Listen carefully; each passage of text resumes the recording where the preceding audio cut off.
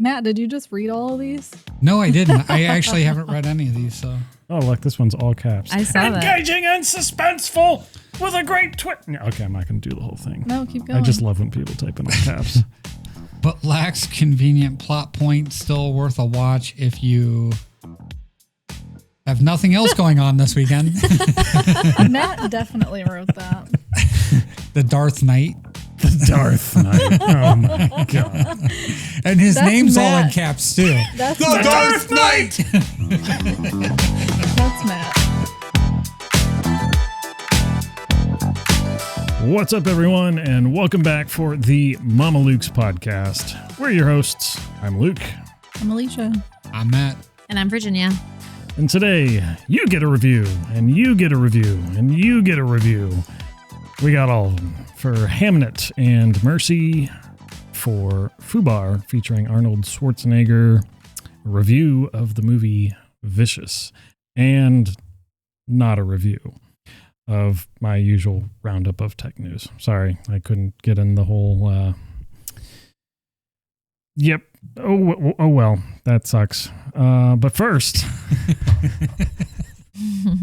Virginia's back. Welcome back. I'm back. Thank you. It's good to be back. You don't look any more greasy. I am. Camera does wonders. That's right. Movie magic. I'm greasy. Grease was fun. I'm glad to be back. And I have a few things that I just want to say. I watched the podcast this week. Yeah. And it is really actually quite enjoyable to watch as like somebody that's not actually here. I don't know why people are not liking and subscribing because I was cracking up. I actually texted Matt and was like, I'm really enjoying this, like watching it. She texted Matt. She was like, I just As a miss viewer. you guys. So the other thing I wanted to say is that I did find the trivia, the quiz feature. Okay. Because you were like, if you can find it or whatever. And I was Right, like, I can right. find it. And I did find it. And I actually got both questions right. I was Ooh. so happy. I don't believe her. There's no proof of that. I actually think I took a screenshot Oh. just for the record. You was like, took a they're gonna- screenshot on your phone and saved it? No. I know. I did it for evidence though, because I knew you guys were going to question it. And I was like, this sucks. Like the one time I actually know the answers, I'm not even fucking there. Like, what is this?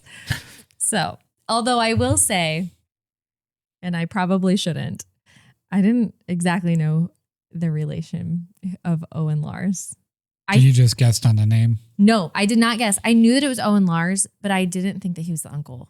I thought he was something else that I'm The not going to say Brunkle? because it's embarrassing. Thought he was the brunkle. Brother uncle. Yeah, for sure. It's okay. I thought it was the mother. So I was like, I cannot believe you're the one that fell for that. Like, I had no idea. So just literally guessing. Yeah, I your nerd also- cred went way down with that one. That's fine. I also learned that I have been replaced. Do you have some explaining to do? Hey, like he's, that. he's not Are lying you about switching his height. teams? I am not either.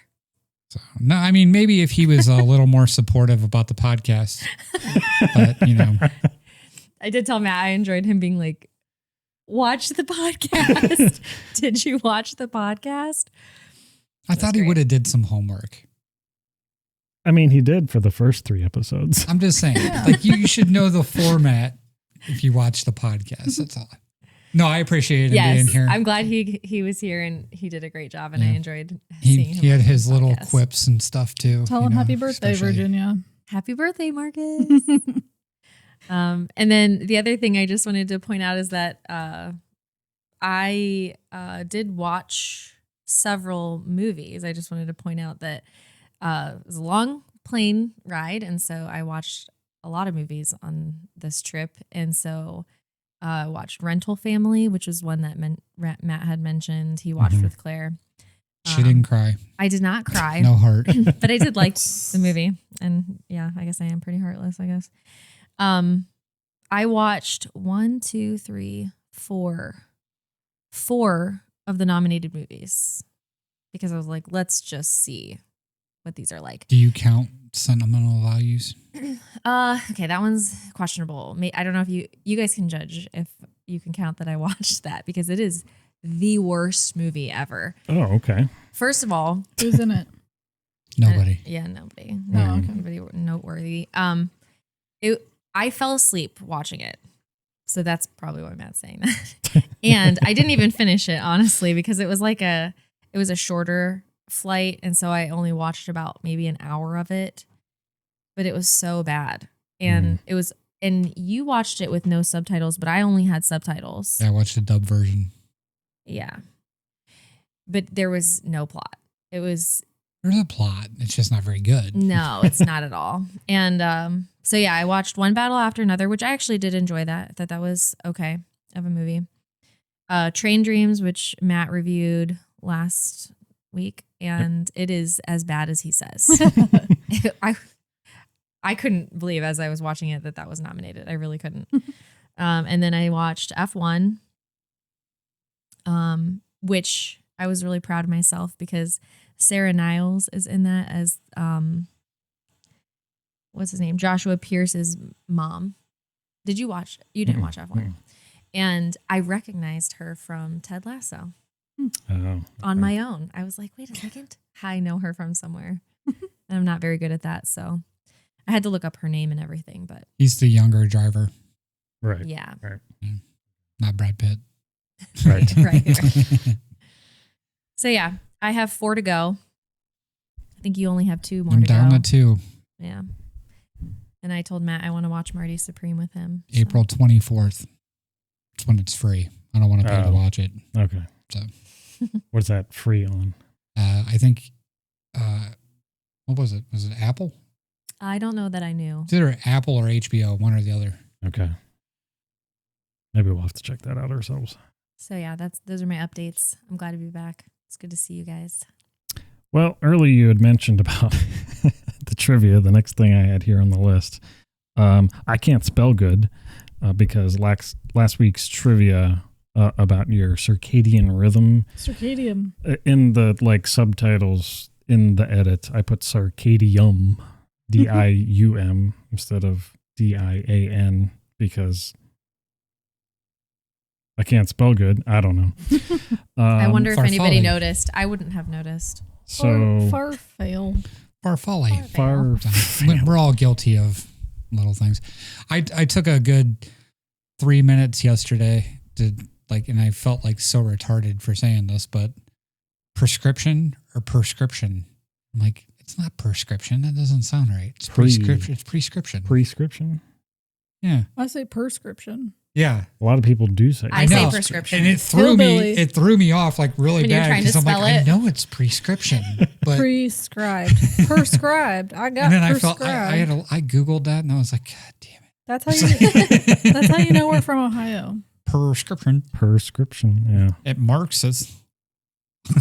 I need a prescription. But yeah, so you don't feel bad. We all do it. Well, speaking of things that you couldn't remember, Oh God. you did remember that the dog's name that swiped the 3 of you, his name was Bear. I did not remember. My sister told me the name of the dog. Oh, okay. I said, I know it wasn't Rocky, Sammy, or Captain. What was the name of the other dog? And she was like, Bear. And I'm like, son of a bitch, how did I forget that? And it was such a fitting name because he looked like a brown bear. Like he was just massive. So, yeah. So Bear got all 3 of you. Yes. Yeah, with his big old poles. Bear claw. So, yeah. When we were kids, anytime somebody got hurt, you were supposed to tell this elaborate story of how you got this injury. Right. And you could legitimately say I was attacked by a bear. Yeah, I was attacked by the bear. The show? Yeah. He was attacked by an entire kitchen staff. That actually, yeah. Could happen. Could happen. That's a knife fight, probably. Speaking of knife fights, nope, that doesn't work here. I was like, he's got this. He's got this. No. I was waiting for how are you going to tie that? I was waiting It's for this is going to be impressive. Pots or And- pans. Do you have like a boop, boop, Talk about boop people sound? being all up in your grill. Yeah. Grill. That's what I should have went with. Darn. Oh, we're royalty. Yes. I got my chip has been retoothed. My tooth now has a temporary crown. I'm going to go back in a month to get a permanent crown because I've already had work on this same tooth. And it's like, yeah, let's just do the whole thing. And they're like, yeah, in a month. Okay. So then I had to sit there and get numb, and then they had to do the whole thing. They wanted to do like color matching and, get the right tooth shape and all that. So it was Did you like, tell them to go like 2 shades lighter because you're going to whiten your teeth? and yeah, everything? that's I was exactly gonna what say I'm going to you do. could have went black tooth. Why would I do that? Just Why for not? funsies. For funsies. Permanently for funsies. Yeah. And then like, I'm going to be super I tried- self-conscious I tried about to it the ask- entire I tried time to on the ask podcast. Luke. And I'm just going to be like, trying like this and I tried to ask him if he people just to wanted see to it. get matching gold tooths. Gold tooths. Mine would be in the back, his would be in the front. So I talked to my dentist this week too. I think Luke would look good with a gold tooth. And the insurance company has denied my dental work for the 4th time, even with the new x-ray machine that they got that shows that none of my 6 front teeth are actually tooth. It's all fillings and stuff. So it's all out of pocket. It's going to be all out of pocket. Yippee skippy. Yeah. Do you have any sort of like, what do they call it? HSA. Yeah, like an HSA or Like FSA, saved? health No. savings. Oh, No. okay, because that's where that comes in handy. If you marry Luke, you could use his. Yeah. Yeah. A small refinancing of Sounds my like mortgage. sounds will like be he's headed in. Gay. He's the only thing that's going to help turned me. teams anyway. So Tell him that you'll marry him, Matt, only if he wears Nike tracksuits. I wouldn't even be able to look at him. Yeah, he'd make me wear Adidas. What do you mean? It's Adidas or nothing for him. Mhm. I do have 2 pairs of Jordans. I never wear them. Really? Yeah. I think That checks out because I've never seen him. you guys could be gay to get a new mouthpiece. Matt, We would get a mouthpiece. What does You that have- mean? You have that, I said you you have got- that you kind of a guys- savings for your healthcare. You have Not that kind of- much. I was going to say because I actually almost didn't I was like I sold my truck and I was like maybe I should just keep this and pay for my tooth. your teeths. My my teeth. tooths. How much is it, Matt? It'll be between 6 and 10. Yeah, Luke has it. Okay, maybe. Well, Maybe. hey, I don't know. No. we've already Well, hey there, determined. good looking. We've already No. determined last week that Matt. apparently I switched teams. So Matt, I got I am your back. actually not 6'3". He knows that. I got your back. I think Matt. you can be short if you got the money. Yeah, maybe. Cut. Edit. Looks like absolutely fucking not. all right. Anyway, new podcast art. Yeah. So we just did a quick revision of our podcast art. You can see the quickest if you just go to mamalukes.net right there on the homepage. There's us. Hey, it's me. The story behind that, the original plan for the podcast, I was going to have 2 of my friends, Steve and Steve, on as hopefully regular hosts. Hasn't worked out. So, no hard feelings. And I still kind of hope I can eventually get them on here eventually, assuming their lives get back onto a schedule that works for that and other things. But yeah, new podcast art gives a bigger focus on the 4 of us. And yeah, there's that. And I think there's this little link over here on the website. What is that? Where does that take a you? follow thing? No, that link takes you to the Mamalukes TikTok. TikTok. What? Whoa. No. We have a TikTok. Yeah, I know. I don't know how I feel about it either. I am slowly getting the backlog of, reels, shorts, whatever I've you seen want to some call new them. reels this week from older podcasts. From older podcasts? Yeah. Mm-hmm. What do you mean?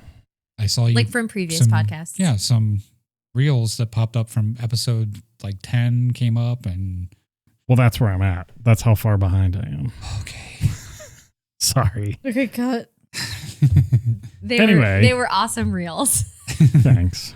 We're on TikTok now. If anybody cares about TikTok, because so far, does. Jamie, tell Adri to get on there. Yeah. 'Cause she's the one that requested us. So. I mean, so far, like I have no buy-in onto TikTok because they have nothing to drive a new account's content into their system, because all of these so far either have 0 or 1 view.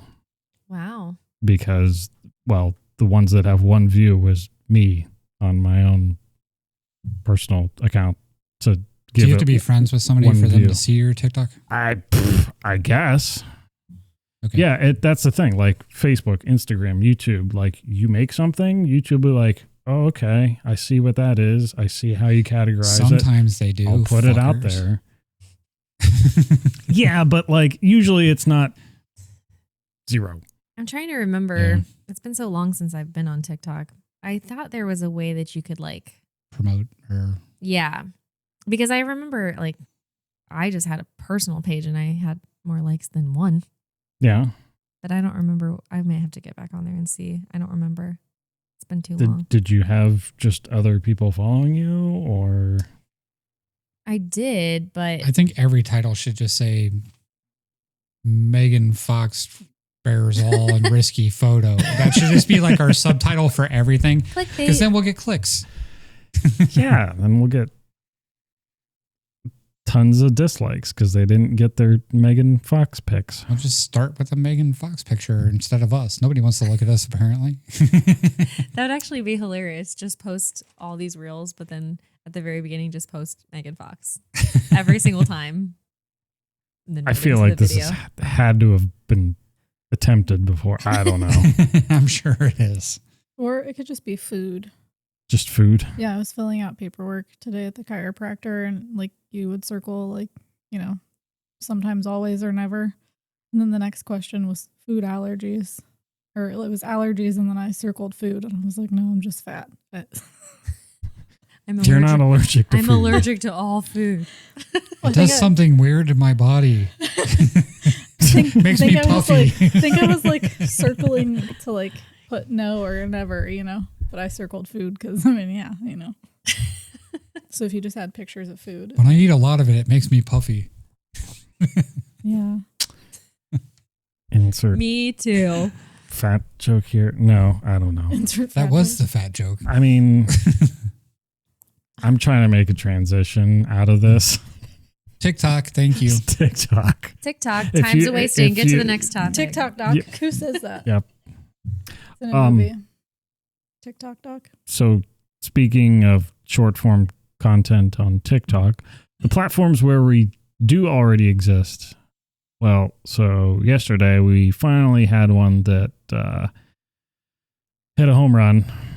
Finally. And it turns out all you got to do is just like compare the differences between DVDs and Blu-rays.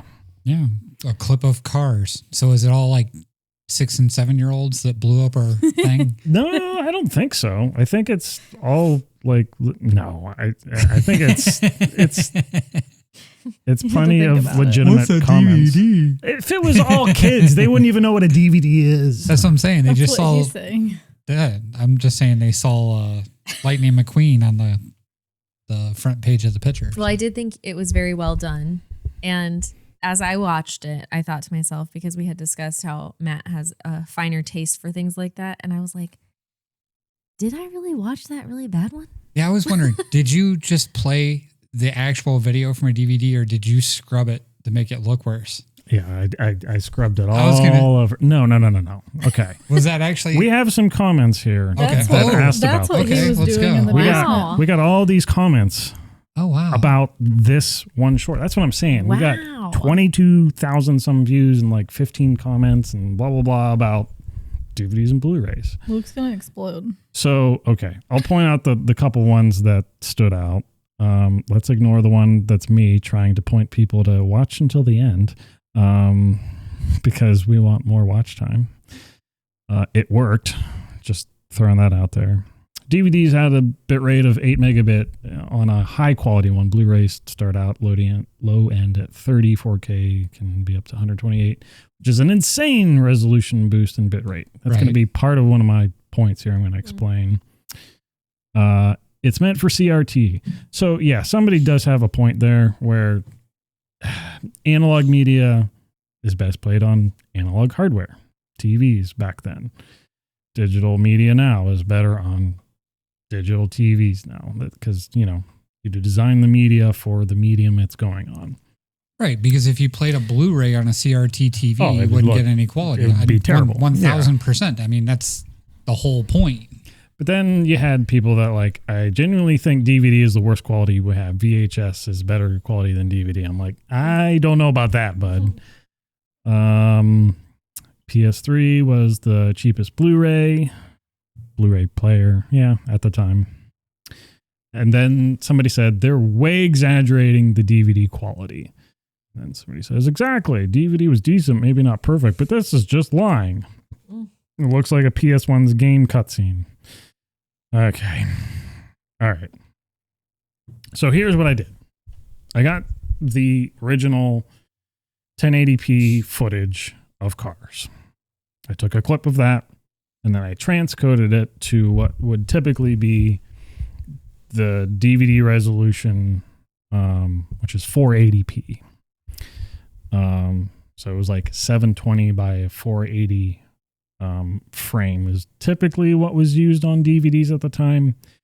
But that's not it, because you can't just take the frame and squish it down and say that's the DVD, because back in the early 2000s, they weren't using the same compression codecs and all that stuff too. DVDs only had so much space they could use. So they had to compress the video down at a specific data rate, and then whatever compression codec they were using, which codec, just think of that as the algorithm that it takes for a video player to ingest the data and best, you know, throw it onto the screen. The quality back then, I'll just go into some technical terms here. They used H.262. It's a video codec compared to today's, which is H.264 or H.265 or even more advanced stuff than that. So yes, you have a smaller frame, but then you have to make that video like at a lossier codec, basically. And so I did my best to actually try to match up, you know, an actual DVD's picture quality compared to what was shown there in the comparison video for Cars. And that's what I put on the screen. And some people, like, depending on if you're looking on your phone, when I originally uploaded the short, YouTube was not doing a great job at putting it out in the highest quality of what I uploaded. So, like, depending on what you watched, it might have looked crappy altogether. But, like, you can tell in the original video format, it actually kind of looked better on Facebook and Instagram for whatever reason. But, like, you can definitely see there's a difference when you're looking at the full quality version of the video. And you can say it's exaggerated, but like I really tried to get it as accurate as possible. DVDs weren't as good as what we remember them to be. And that was what?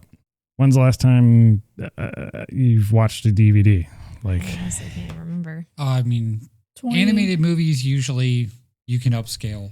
So like, sure, I'll put those in, and they'll usually like upscale because me and Claire have quite the collection. Right. But regular movies, they don't translate. Yeah. So yeah, it's been a long time. Yeah, it's been like, at least 5 or 6 years. Which that's a pretty common trait of animated cartoons, because there's a lot of flat shapes, so there's a lot less guessing the video encoder has to do to figure out like what goes here and what goes there in terms of motion and compression. But yeah, as soon as it's like live action or it's like really complex 3D animation, if it's on a DVD, it might look terrible. Like I don't. The thing that I remember the most was probably like, do you guys remember the Spy Kids videos or movies? Yes. And like all the CGI that they used and all the crap that was going on in those movies. It was so good. It was good, but like it wasn't good. You go to watch the DVD version of it, it's like, oh my God. Like you can actually see some of the compression artifacting and yeah, it gets even grainier than it looked on regular TV when you watched it the first time. Right. Yeah. Yeah. So, okay, I don't know what everybody's complaint about this was. So the Cars DVD came out in like 2005 or 2006. Right. The Cars DVD. Right. Cars Blu-ray came out, what? How much later? 4, 5, 6 years later? It was like 2007. Was it like a year later? Yeah. Okay. Yeah. So there's a lot of packages where you got both. Okay. But the Why difference, would you want both? Because some people can't play media on different TVs. Like back then, you might have had like a Blu-ray player somewhere. A Blu-ray player in your living room. And you didn't somewhere. have a way of playing it anywhere else in your house. So Yeah. you could play the DVD. So the kids could have it in their room on their little Gotcha. RCA TV that had a DVD player built into it. You know what I mean? Like, right. but you wanted the high quality version. So my point when I was going through this was when you watch the DVD and then you watch the Blu-ray, was the difference between the two was phenomenal. Right. I mean, going from 480 to 1080p was crazy. Yeah. Now, that's like going from 1080p to 4K. People are like, it doesn't look that much different. Well, it does depending on the media you're playing through it, Right. the size of your TV, because anything under 65 inches doesn't translate in 4K. So you have to be 65 inches or bigger. And then you also have to be 10 feet or more away from the television for all the pixels to actually be visible for you to, so there's a lot of things that go into play with, that kind of thing. So they're nitpicking, but it's great that they're nitpicking. I'm glad we got some feedback. Thanks for the comments. Yeah. But yeah, I mean, when the guy said that it was made for a CRT TV, like a DVD, yeah, absolutely. I mean, we've talked about that with like the video game systems last week and how they hooked up to your TV. Yep. The RGB cables. Right. Is it RGB? Composite cables. Yeah. The yellow, red, white composite cables. Yeah. Versus a coaxial cable, versus when they came out with the S cables, that you could have the extra two that were down on the bottom versus component. Was it, you're talking about like the RGB and then the white, blue and the green? Yeah. And then depending on your TV. Right. So yeah, the plugs, because that didn't last very long. HDMI came out. But I mean, there was a point when HDMI came out where an HDMI cable wasn't equal. Right. Like HDMI cables now, they all put through, so much data. But before, when they very first came out, I mean, like those weren't even able to like translate like a 3D movie unless you had the top of the line HDMI cable, which is the equivalent of a $5 HDMI cable at Walmart now. But, so there's a difference. Like if anybody remembers it or not, like TV in the 90s, which is before, I mean, it's, a decade before Cars came out on DVD, was trash. And we didn't know, I mean, like even like, okay, and this is the best example I can give you. Yeah, it absolutely was. This is the best example I can give you. My dad had a nice TV, like a nice RCA TV later. I gave it to him when it was already 10, 12 years old because it was so much better than the TV that he had, but it still wasn't a flat panel TV. Right. He watched that TV until it died. So he watched it like another 10 years. I shit you not. So this TV is like almost 25 years old before I got him to go to a flat panel TV. And then when he put the flat panel TV on, he's like, I was missing so much. He's like, there's all this stuff like on a baseball game, all these stats and things and scores that pop up. He was like, I could never see. And he was like, it's just so clear. And so, I mean, it's like, it's hard to explain because like even when you walk into a TV store now, they're playing everything through a 4K Blu-ray player. Right. Yeah. You know what I mean? It's all top of the line, high resolution versus like if you run cable through that, you're getting a mixed bag of, whether it's NBC versus TNT or whatever, and their HD channels aren't actually HD, and it's the settings on your TV. Is your TV trying to upconvert that to the resolution that the TV can perform at rather than what the media is that's going into it? And I had to show people this too, because like Guardians of the Galaxy or Pacific Rim are great examples. If you watch them on cable and then you put in the Blu-ray. Yeah. Yeah. The picture is just night and day. You know what I mean? And it's hard because people aren't remembering, but I mean, like night and day between those two things, between our cable now and a Blu-ray, like physical media, and night and day between the 90s TV and what we see today. I mean, it's like I said, it's like not having your glasses on. Mm-hmm. And I just don't think people remember how bad it is. Like when we showed like scramble images of porn and stuff like that, and they're like, what was your TV like in the 90s? And it goes to play that song and, you see that shit's real, man. Like TV was horrible back in the day. Yeah.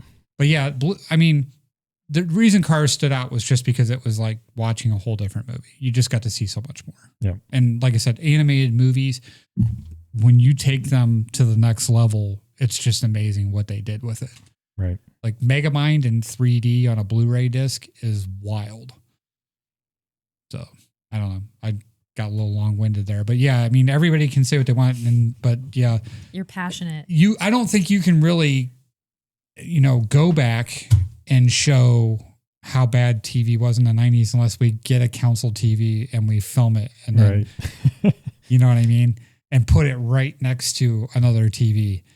Like I would love for somebody to do that if they have one, go back and get a tube TV, play something on it from, if you can somehow get a coaxial cable into it or whatever from cable, and then put your TV next to it, playing a Blu-ray disc, and tell me that there's not, a night and day difference. It'd be hard between to the two. Not tell. Yeah. That's what I'm saying. So everybody that's on here is like, I don't remember it being that bad. It was that bad. Yeah. It was definitely that bad. Yep. Yeah. Again, long-winded, but yeah, but thank you. No, and I'm sure I haven't read through all the comments. I will immediately after this, but I'm sure there are some people that can actually remember that. You said 22,000 views? 23.3K. Wow. 305 likes. That's like the equivalent of everything else we've put out. Correct. He's like, wow. Wow. Yeah. And that was in a span of... I think the most interesting thing about this is that all of these people saw this and analyzed it and were like, well, what about this? Or how did you get that? I didn't even think about that once. I was I was like, wow, what a difference. That's amazing. People aren't like, because you started off with watching TV in the 90s and that Blu-ray came out in like 2005. That was the hook. The DVD came out in 2005. So I'm surprised people were like, that's a decade different. Of course it was, or something like that, right. Yeah. But well, you got it. Like, I don't know what we did for the algorithm that time, but whatever works. Did we get any subscribers off of that? Yeah, we got a few. Nice. Welcome. I think maybe I got a few because I had like 4 random friend requests on Instagram. Still, welcome. If that's plausible. People are looking for you from the podcast. Please don't. Okay, don't do that, everyone watching. It's all Virginia's secret account. It is. Right. She's an arborist in Canada. But wow, you called somebody out specifically. Holy shit. I mean, that's fine. Like I'll let tree guys follow me. Sup? Tree guys. How did you classify them as tree guys? He said he was an arborist. Yeah, he's an arborist. Oh. And I was like, yeah, that's fine. I like trees. You got to listen to the podcast, Luke. Okay. Thanks. Well, so the only thing I was going to take away the subject matter of the whole short. I knew when I edited this Wednesday night, it was going to be big. I knew it was going to be a banger. I got done. Well, okay, look. How did you know? I've been watching and educating myself. Like, how do I just make a good short that's like honest, but like actually catches on and like Catches people's attention. yeah. Mm-hmm. And like, all right, let's try to just keep it under 30 seconds. Let's try to give them what they want. not the super hyperactive, like everything in your face, dopamine hit, all that crap that's on YouTube. Like, give them some actual quality information. They want the snaps and the hand gestures. The average percentage viewed of that short was 91%. Nice. So they basically stayed there the entire time. For Yeah, they were 23,000 views, 91%. they're like, look how bad And this it's our shit people. is. It's our people commenting. Like, I like that. Right. Like, I like our tech dorks and everything like that Tech commenting. dorks. But- well, but now that's- they don't. That's my follow point us. here is like, I want something that actually resonates. Hey, if you're a tech dork, you're fine with being called a tech dork. I'm It's totally true. fine with it. I have a cup that says "Nerds are cool." This is a podcast that's basically based off of movies, Autism. tech stuff, and like pop culture. So I like Yeah. TVs. I like trees. I have a cup. Luke's like, I've only watched YouTube. we're special. Correct.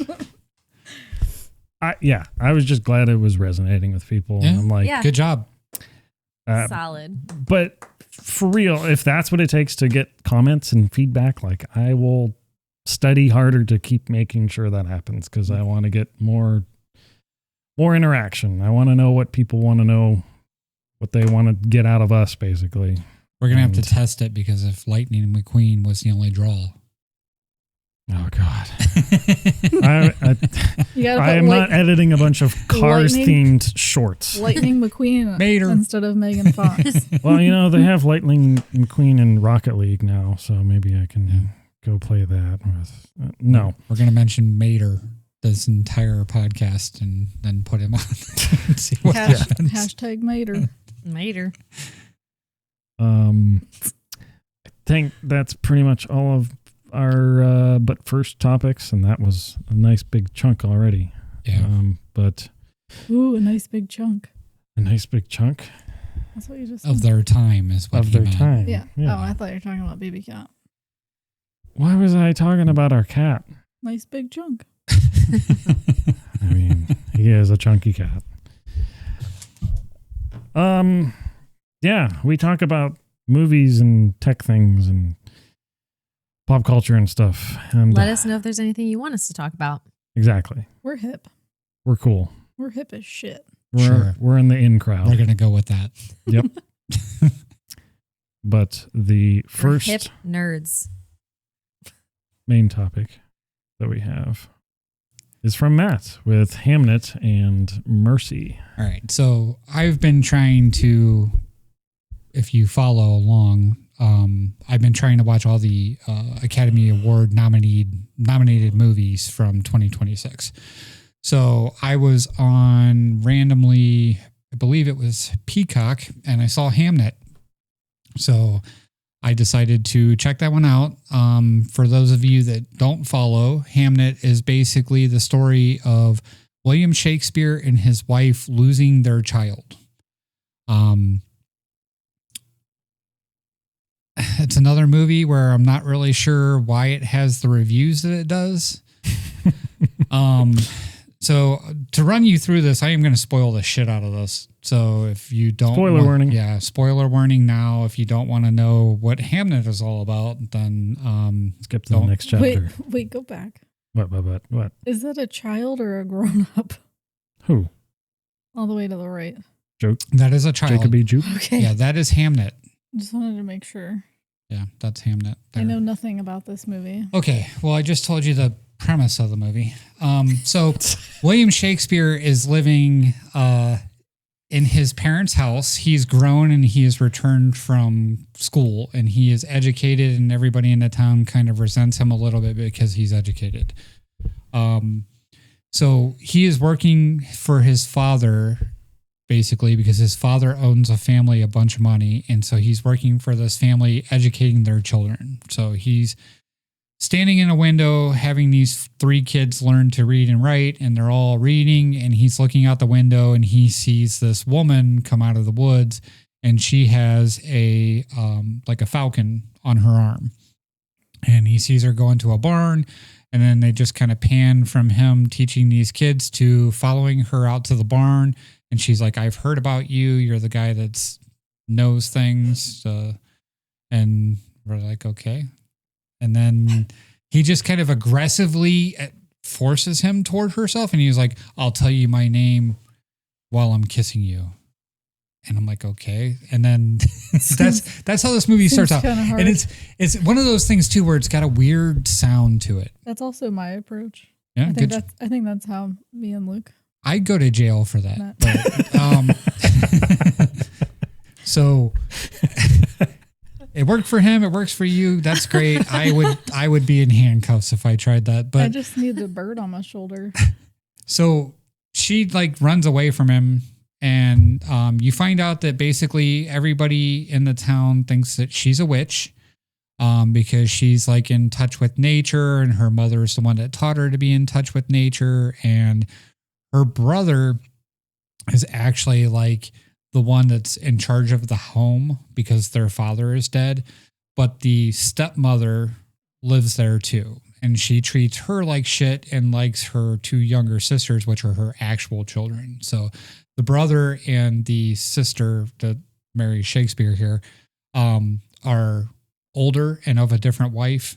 And she's like the new wife with 2 younger daughters. And she tells them how pretty they are. And they're like, yes, we're the prettiest girls in the village and blah, blah, blah. That's how you get introduced to them.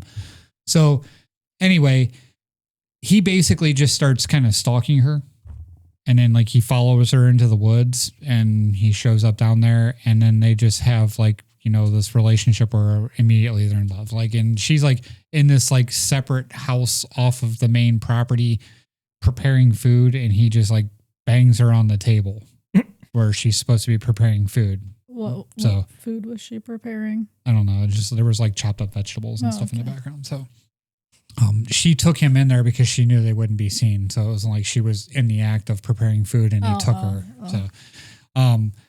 So the next scene they show, like he's arguing with his dad, which his dad resents him for being smart and not being a tradesman. So he's like, you know, you never learned to be a tradesman. You're worthless. And I guess he like abused him his entire life, because there's a scene where he smacks him, and it's not even like that bad, but he like goes off to the side of the camera, and then he comes back and he puts his dad against the wall, and he's like choking him, and he's like, you'll never hurt me again. And his dad's like, okay. And then that's like the end of it. And then like he gets really drunk because he had that interaction with his dad. And then he tells his wife that he's afraid he's going to become a violent, evil man because he did that. And I'm like, that wasn't really that bad. So, but anyway. Matt's like, tame. I was like, that was very tame. Like, okay. That's a Tuesday evening for me. No, I wouldn't go that far, but I'm just like, that wasn't that dramatic. It wasn't like scarring or anything, you pussy. Like, suck it up.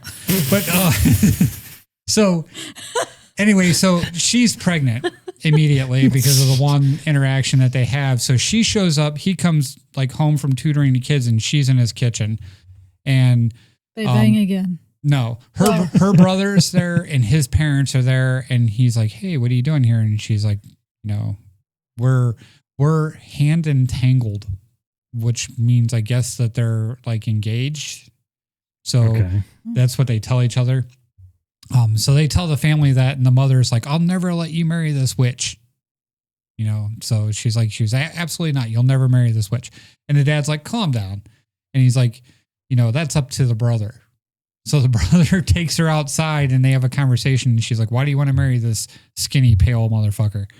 And she's like, he loves me for who I am. And he's like, okay, go be happy then. So then they flash to the wedding, and I got to touch on this. So at the wedding, he sees her walking up to the altar, and he turns his back to her, and she whispers, look at me.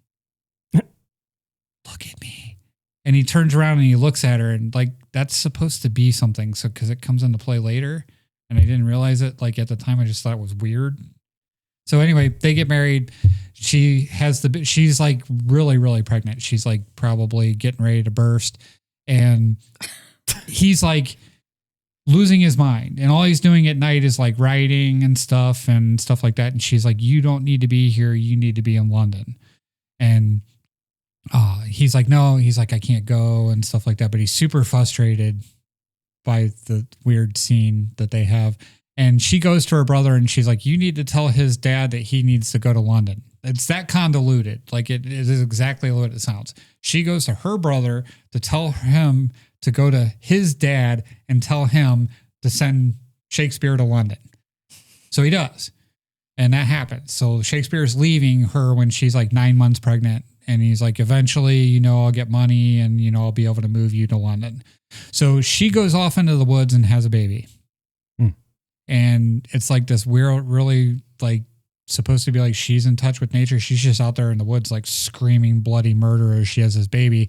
And then she just lays down in the woods with a blanket and she's got the baby on her chest. And then they find her and they're like, her brother takes the baby off of her and hands it to him. And he's like, are you okay? And she's like, yeah, I'm great.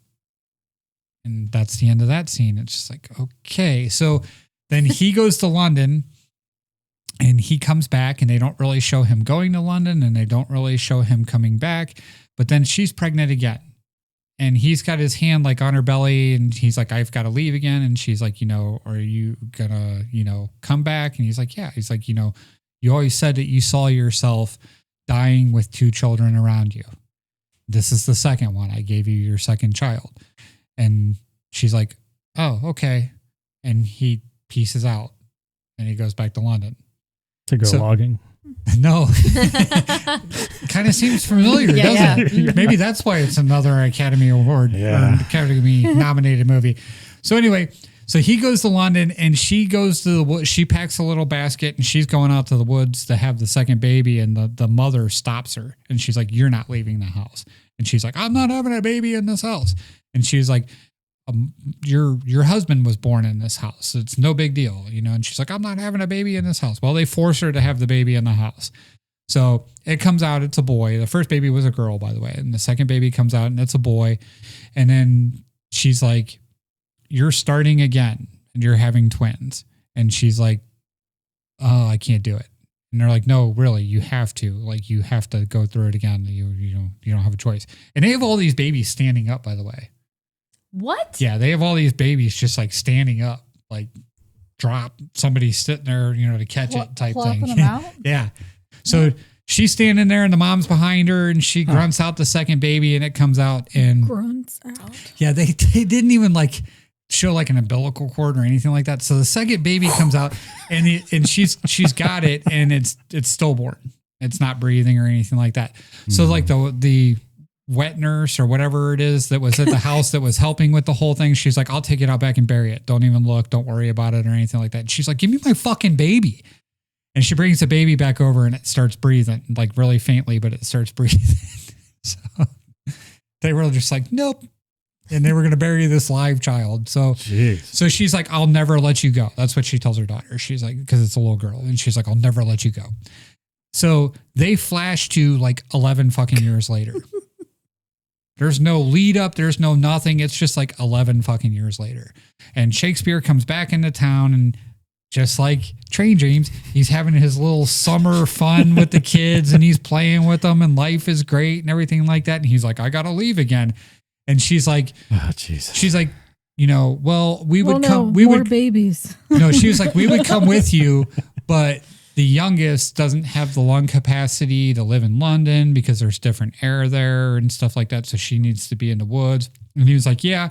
He was like, you couldn't come before because it was winter. You couldn't come after that because it was raining. You couldn't come after that because of the heat. You couldn't come after that because it was getting cold again. He was like, you're never going to come to London. You're never going to come to London. And he's like, so I'm buying land in a town that's right outside of London so that he's like, that's what I'm going to do when I go out there this time. So you guys can live there and you won't actually live in London. And she's like, oh, you're the best, blah, blah, blah. Well, when you think of like smog and London and all that kind of stuff, that's not what this is. This is older than that London. This Smoggier? Is like, no, this is like a village, it's like kind of a city, but it's still more of a village. There's no giant buildings or roads, cobblestone roads or anything like that at this point. This is still just like dirt, people walking around and stuff like that. So I'm like, why were they worried about the air quality? Like that would have been like way later, when there was like an industry and stuff like that, but whatever. So, I don't know about the climate there. I could be totally wrong. So he goes back and he's like, I'm sorry. There was one interaction with his son where his son's like pretending to be on stage with him and he's teaching him the fake sword fight, and stuff like that. And he's like, one day you're going to be in my plays and all that kind of stuff. And that's your whole thing with Hamnet. So he leaves and Hamnet starts crying and the mom's like, don't worry, you'll get to go with him one day, blah, blah, blah. So he goes to London and the youngest daughter falls ill. Okay. So if you remember, she said that 2 children were going to be at her deathbed and she's got 3 children. So her biggest fear is this little girl getting sick. So he goes to London, she gets sick. He finds out about it and he's trying to get back. They kind of show him like going through multiple stages of trying to get back to the house. And they show like the Shakespeare's mother and then the mother of the child actually like, trying to do all these things to help the daughter. And the Shakespeare's mother is like, I've lost multiple children. You just have to accept that this shit happens. And she was like, your kid's probably going to die. There's nothing else you can do.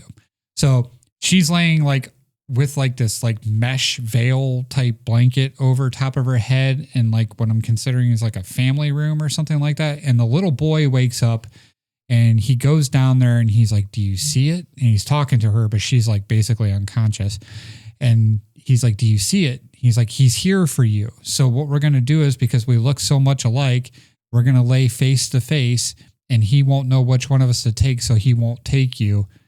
And that's the little boy's plan, the whole thing. So there's like this like creepy little scene or whatever. So the next morning, the mom comes downstairs and she's trying to talk to the daughter and she pulls the blanket down and both the kids are underneath the blanket, but the girl is fine and the boy is sick. So he tricked death and took the illness away from her. And she gets up and she's like, no, don't take me away from him. Like she's perfectly fucking fine somehow. So they take her away or out of the room or whatever. And the boy dies very violently, like screaming in pain. And,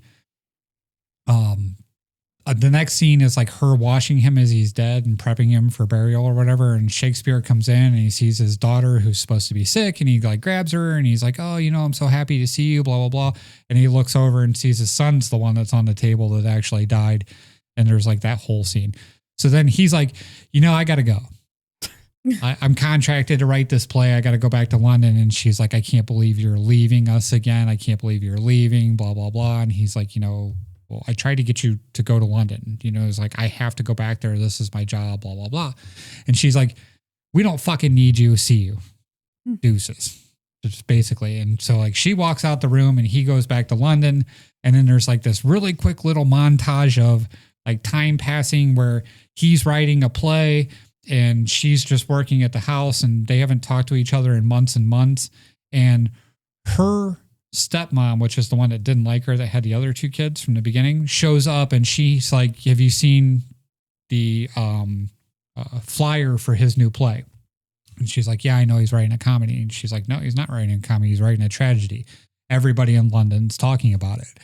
So he hands her the flyer and it's called Hamnet or Hamlet instead of Hamnet. So her and her brother decide to go to the city to see this play. Okay. But she's like a fucking psycho.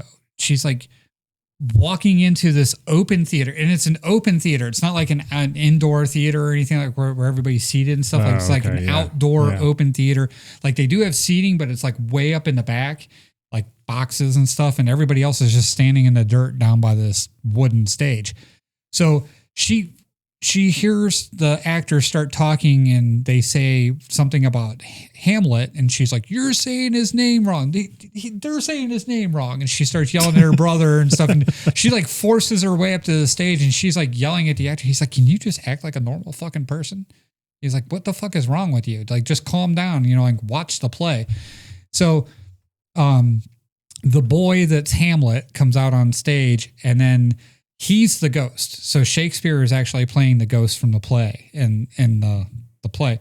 And he does his little speech and stuff like that. And she's calmed down by this point and she like feels some kind of way about the way he did the ghost speech.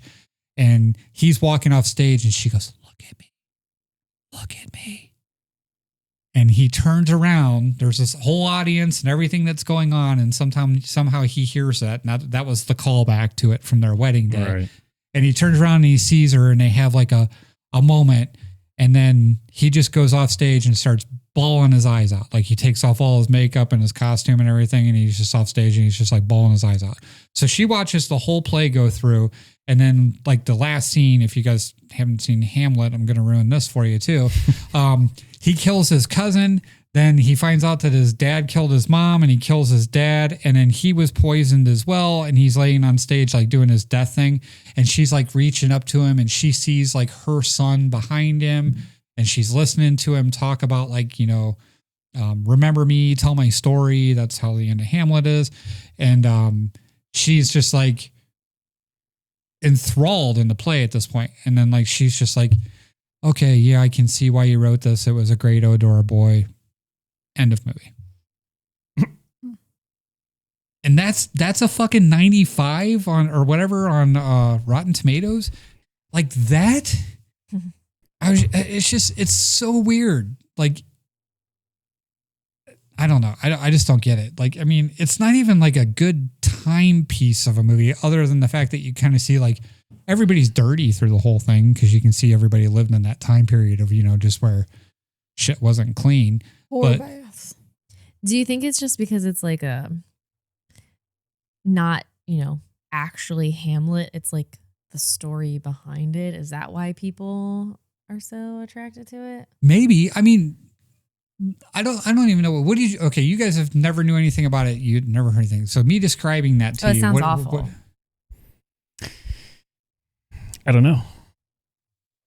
Does it sound like something you need to see? No. No, but I only have your description of it. But it's accurate. Like my description of it was what happened in the movie. It's not like I twisted something or, you know, tried to make it seem bad. Except I do have to say, he actually told me this earlier this week and was explaining it to me. And I was like, did they really like drop the F-bomb in this movie and stuff? And he's like, well, no. Well, yeah. I mean, they don't drop the F-bomb, but I thought that was great. it's not really ad-libbing. Like it's like that. And it's just, and this is another movie where the sound is so fucking weird. Describe that for me. How weird. There's emptiness. There's like just emptiness in the sound all the time. Like where there's like no background music, no like environment music, no nothing. There's just like, it's almost like it was purposely faded out. Like it needs AI. I don't know, but it's like In the background. The but office background. like almost like it's in your head. You know what I mean? Like, and when they're talking and stuff like that, it's almost like, you know, like if I was talking to you and there was nothing else going on and you're just supposed to focus on that dialogue and there's nothing else. There's no environment. There's no nothing. It's just, it was. You mean like there's no birds chirping or like. Yeah, there's no environment. There's nobody else talking. There's no nothing. It's just dead silence and the two of them talking. Like it's not, it's almost like it takes you out. You know what I mean? Of the moment. Like, it's intentional. Like you can tell because of the way it's done, it's intentional and stuff like that. Just like I said, when she whispers to him and stuff like that, it's just supposed to be some connection between the two of them where, you know, they can do that, but it's just like, I don't know. Now, is it like it through like that through the whole movie or like specific instances? No, it's like almost the entire movie is like that. Wow. I thought maybe like for certain when they want scenes you or to something. hear the environment, like when they want you to hear that they're in the wilderness and stuff like that, they cut to that, and that's the only thing you hear. You know what I mean? There's no. I don't know. It's edited really uniquely. Let's just put it that way. But okay. I don't like either one of the actors or the actor or the actress that starred in it. Like, it wasn't enjoyable.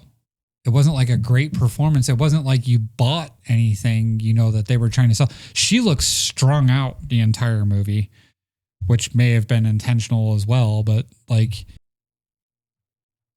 why does that make you feel the emotions that the rest of the world tells you to put down? Like, what about this movie made you feel any emotion that the world tells you to push down? Like the death of a child? Is that what they're talking about? I mean, that's nothing that anybody in the world would tell you to push down. Everybody would tell you to feel that. Absolutely. And then get some fucking therapy because it's like that would be traumatizing. You know what I mean? Like nobody tells you to push. I don't know what the fuck that means. It says takes back a seat while Buckley lets rip the most astounding furiosity. Yeah, I don't even know what the hanky thing is. Like, I don't. Ruthlessly manipulative. There was nothing in this movie that would make me want to cry. Like, there was not a scene in it. Like, even like the child's death and stuff like that. Like, it didn't make me like, feel like horrible about it. Maybe you know you don't have like, a heart either. No, I mean, like there's death scenes of children that are traumatizing. Like the girl in Game of Thrones. The little girl that they burn on the cross, that was fucked up. That makes you feel some kind of way. This wasn't that, you know what I mean? And it wasn't just because he sacrificed his daughter to, to the Red Witch or whatever, but like this didn't have that. I don't know. I could be wrong. And people are entitled to feel however they want to feel. Like it's just an opinion. Maybe it is just an opinion. Maybe it's because you're a play hater. Maybe like if you like plays, you like this movie. Maybe if there was a play in it. Or if it was based off of a play or it was a play, that would be valid. But no, it's just, I was wondering when Matt was talking to me about this, how accurate it is to Shakespeare's story. Look that up. So to see if any of it's, I don't know if anybody's ever said Shakespeare married a witch. Yeah, but that's that. I don't know. Everybody can tear me up on that one if you want, whatever. Cause obviously I disagree with the critics on that one. So, I'll jump into Mercy. Mercy is over on Amazon Prime. This is a movie that was very quickly rushed out of the theater. The way they described it was, because this was a failure in the box office, they basically said that like this was supposed to be some kind of a blockbuster or something, but I had never heard about it until it was already in the theater.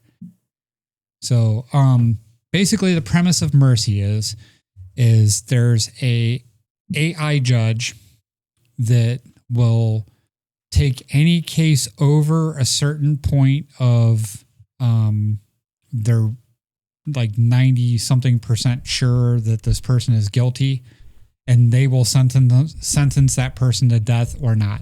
And they basically have like a 2-hour trial in front of this AI judge to prove their innocence or they're sentenced to death.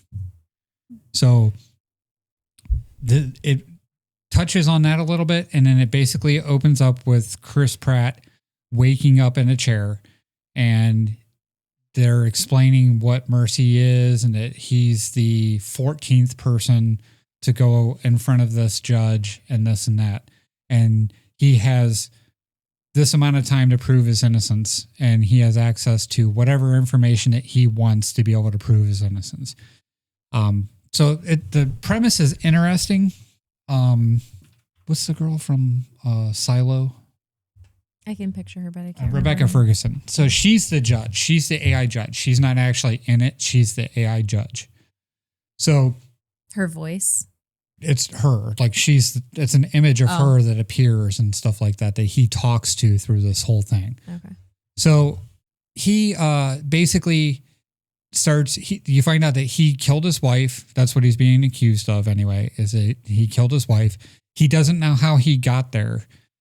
He just wakes up in front of the judge, and he's like wasting a bunch of time to start just trying to figure out what's going on and for them to describe the fact that he killed his wife.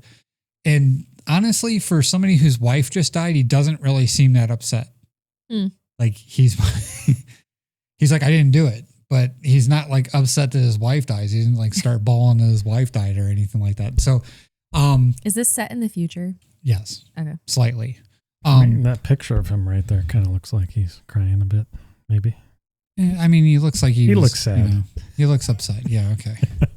But so he might be upset because he's on death row. But that could be it too. Wow, what a difference on Rotten Tomatoes between the critics and the. So he starts going through the process of he's like, let me see the crime scene. Let me see this. Let me see that. So you find out he's a cop. Okay. And he's like, let's go through this whole thing as if it's a crime of passion and then try and solve it and figure it out. So he starts running through it all, and then you find out about his partner, and his partner comes and they're like using her to go through the crime scene and stuff like that. And he's basically talking to her, telling her what he wants. She's wearing a body cam, and then he can see the whole scene and stuff like that. So like the body's still laying there and it's got a knife in it. And he's like, well, let's see the prints on the knife. Let's see what this is, you know? And he's like, well, of course my fibers and stuff are in there. He's like, I live in the house. And of course he's like, you know, he calls her, I can't remember what he calls his wife, but he says her name. He's like, whatever. She wasn't the one that cooked. I was. So, you know, my fingerprints are on all the knives in the house and stuff. So they look at the butcher block and like the computer's scanning it and it shows fingerprints and stuff. And she just keeps telling him, you're 96% guilty. You're 96.5% guilty. You know what I mean? So, it's kind of a cool idea. It's like a cool premise and whatnot, like how he goes through and tries to solve the murder and stuff like that. But I mean, he gets the AI to feel at the end of this, you know, so like something changes and, you know, like he basically screws up her processing because, you know, he's like proving his innocence, and then she starts helping him try to prove his innocence and stuff. Spoiler alert, is he innocent? Yes, he is. He's actually framed by somebody that was the second or first person killed by the AI judge. His brother is out there framing him for the murder, and he actually kidnaps his daughter too, and then he tries to drive a semi that's a bomb into the city to kill everybody that has to do with the judge. So, but it turns out that the guy that was framing him was actually his brother, the one that they sentenced to death, was actually innocent, and his partner's the one that set up his brother, not him. So it's like, you know, there's a lot to it. It jumps around quite a bit. But it's like him sitting in a chair, like, you know, this is what we need to do to solve my murder. And we have to do this. We have to do this. And we have to do it in an hour. So it's like super unrealistic because like everybody's getting everywhere in this city, like super fucking fast, you know, like, and like, there's a whole SWAT team organized at one point and stuff like that, or a strike force that ends up at this house, and he's just sitting there all watching it play out on a body cam footage and stuff like that. And they immediately jump to the next scene and stuff, you know, and then like, it's like way too fast to be like an hour. So that part of it's like was off-putting because there's just no way that this shit was, even if she had a flying motorcycle, you know, which she has like a drone flying motorcycle, his partner does, you know, it's still not happening that fast. Would it have been better if it was a series? It might have been, you know what I mean? Because then it could have done like 24, where, you know, where it was actually like it played out in real time, like there was a clock going and stuff like that. But or just don't introduce the fucking clock. Yeah, you know what I mean? Just say you're in front of an AI judge and you get the chance to prove your thing. Don't say you have an hour and 6 minutes to do it or whatever the fuck it was, you know? So like that part, because, you know, at the end, it does play down to the clock's ticking. You only have 3 minutes left to prove your innocence. He's like, just, you got to let me go. You got to let me out of here so I can go do this, you know? Like, and AI starts glitching and then like lets him out. And then like, the whole point is, you know, like this judge is like the way of the future. And this is how we're going to, you know, make things right. But he can make it glitch. So like, and he's trying to say that, you know, oh, I want this to happen. And, you know, I want you to be here because we need this, you know, thing to work. And that was why the partner framed the person, because they needed it to work. They needed this AI judge to work to scare people from committing crimes and stuff like that. So kind of like Minority Report. Right. Yeah. Yep. So it was kind of exactly like Minority Report, but it wasn't precogs. It was AI. Right. You know what I mean? So there was a lot of things that they stole from other sci-fi movies and stuff like that to make this. And like, it's actually a fairly short movie. It's an hour and 39 minutes. Yep. You know, and I don't know if that's actually how much time he had on his clock was an hour and 39 minutes. It's 90 minutes. Yeah. Chris Pratt really doesn't play like a giant role in it. I mean, there's nothing that makes you like care for him. You know what I mean? Or feel bad for him. The fact that he's in this, you know, predicament or he's falsely accused and stuff like that. And the jump to conclusions, Matt, that this guy is fucking going off of to solve these crimes and stuff like that is amazing. It's amazing how he can solve his wife's murder in an hour and 6 minutes or whatever it is. Right. You know, he solves her murder. He solves this giant, bigger conspiracy. He solves all this stuff. And like just fucking put this guy in the chair all the time and have him use AI. I mean, he'd solve every fucking crime out there in the world, you know? Right. So that part of it's like kind of, you know, whatever. He must be the best detective in the world or something. But it's okay.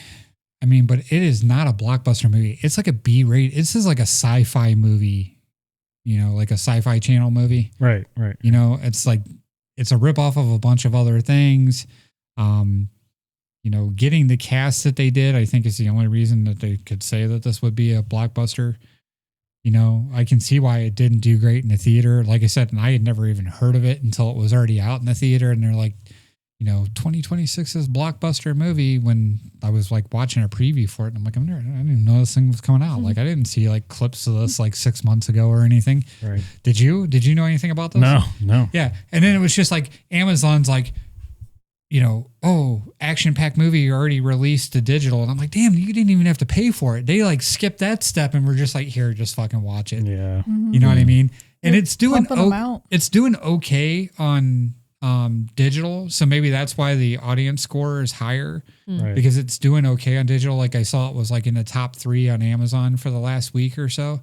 So maybe that's why. And it is somewhat, it's not like Train Dreams. It's not like, you know, all this other stuff that we've not a bunch been of subjected So to you're for saying 2025. Those were too slow and this is too fast for you. No, it's not even that it's too fast. This is convoluted. Like it's amazing how they get through from one point to another on this movie. You know what I mean? Like I said, it's just like he's Sherlock Holmes mixed with Stephen Hawking. This guy is just fucking amazing, you know, Right. Man. because he's strapped to the chair, but he's really smart, you know. But yeah. So I don't know. It was okay. It was just. Oh, look! It even says he has 90 minutes. You said that, didn't you? He has 90 minutes to prove his. Yes. I thought you were talking about the actual runtime because the runtime It was is like about 90 99 minutes. I was thinking So if they told his backstory in 9 minutes, then he had 90 to. Right. Right. no, they I was tell his napping like tell that his too. backstory like the clock's running. They tell his backstory like even faster than that. That's what I'm saying. This is Oh, like, you know, okay. Oh, well, you gotta for the credits and everything. yeah. But yeah, Yes. 90 minutes. yeah. I mean, but the they get from point A to point B in 90 minutes amazingly.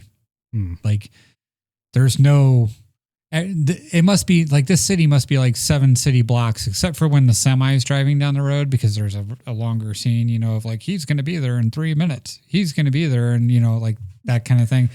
But, yeah. And there's no traffic either. The semi's just like flying on this fucking highway from the suburbs to the main downtown of the city. And he can like, I mean, So think it's about supposed to be that. real. How long would it take you to get from the suburbs to like Cleveland? Like at least like 40 minutes, Yeah, right? it would take a bit. You know what I mean? That's not. Or is it supposed to be just some That happens- fantasy city? Or I was is gonna it? say maybe Yeah, that's it's not. AI too.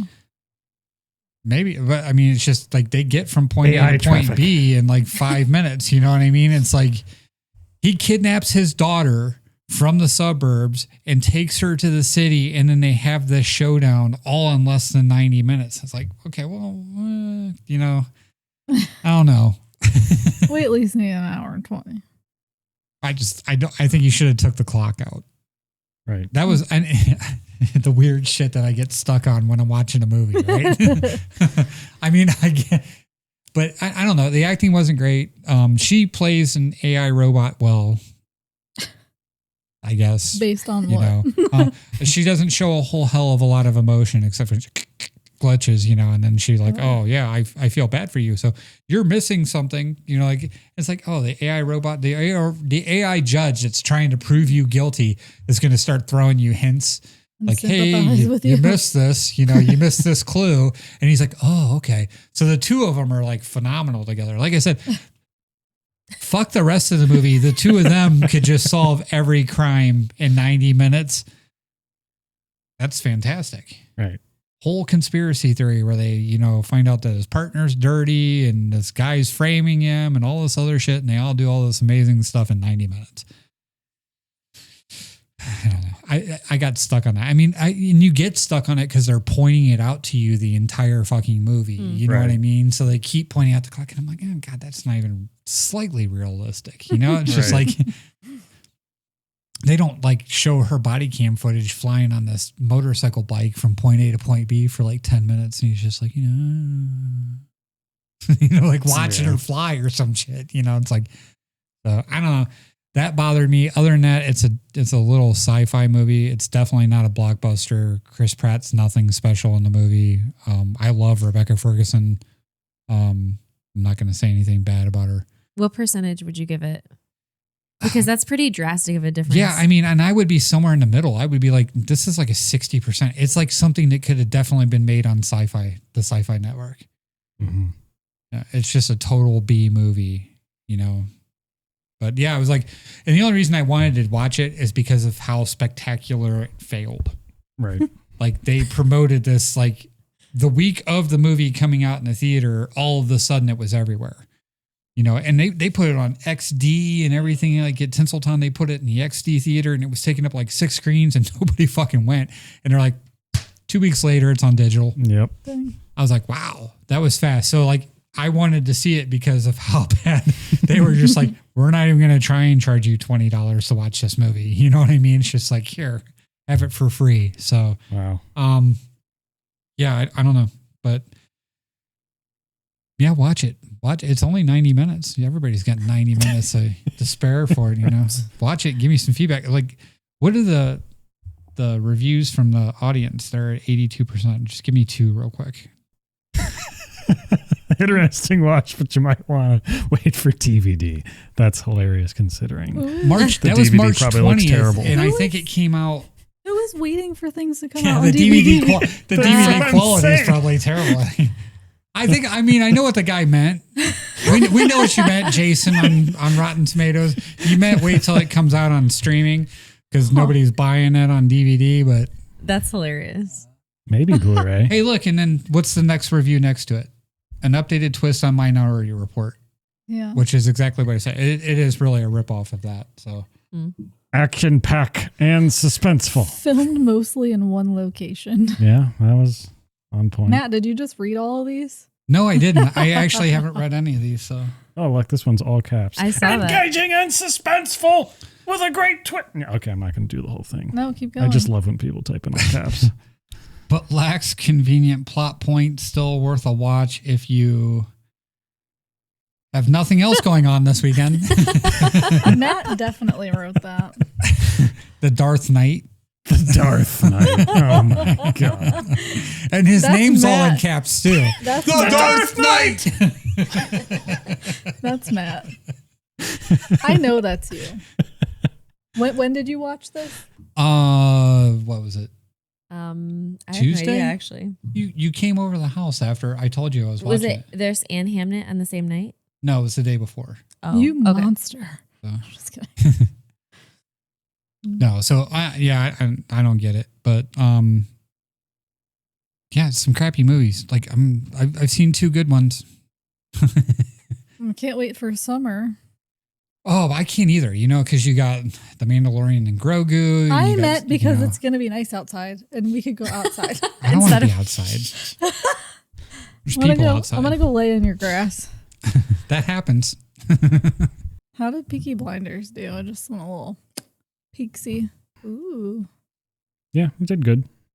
I thought it was good for not watching any of seasons 1 through 6. Oh, so the movie yeah, mini. it was decent. It's like a finale to the finale because season 6 is supposed to be the finale. I think people right? just missed it. What do you They're like, mean? bring back Peaky Blinders. Oh, well, it could be. Or maybe they were like planning a season 7, but then they're like, oh, we're pretty much done with it. We'll just make a movie. I don't know. It was good. It was good. But yeah, speaking of AI things, we're going to get right on over to the text.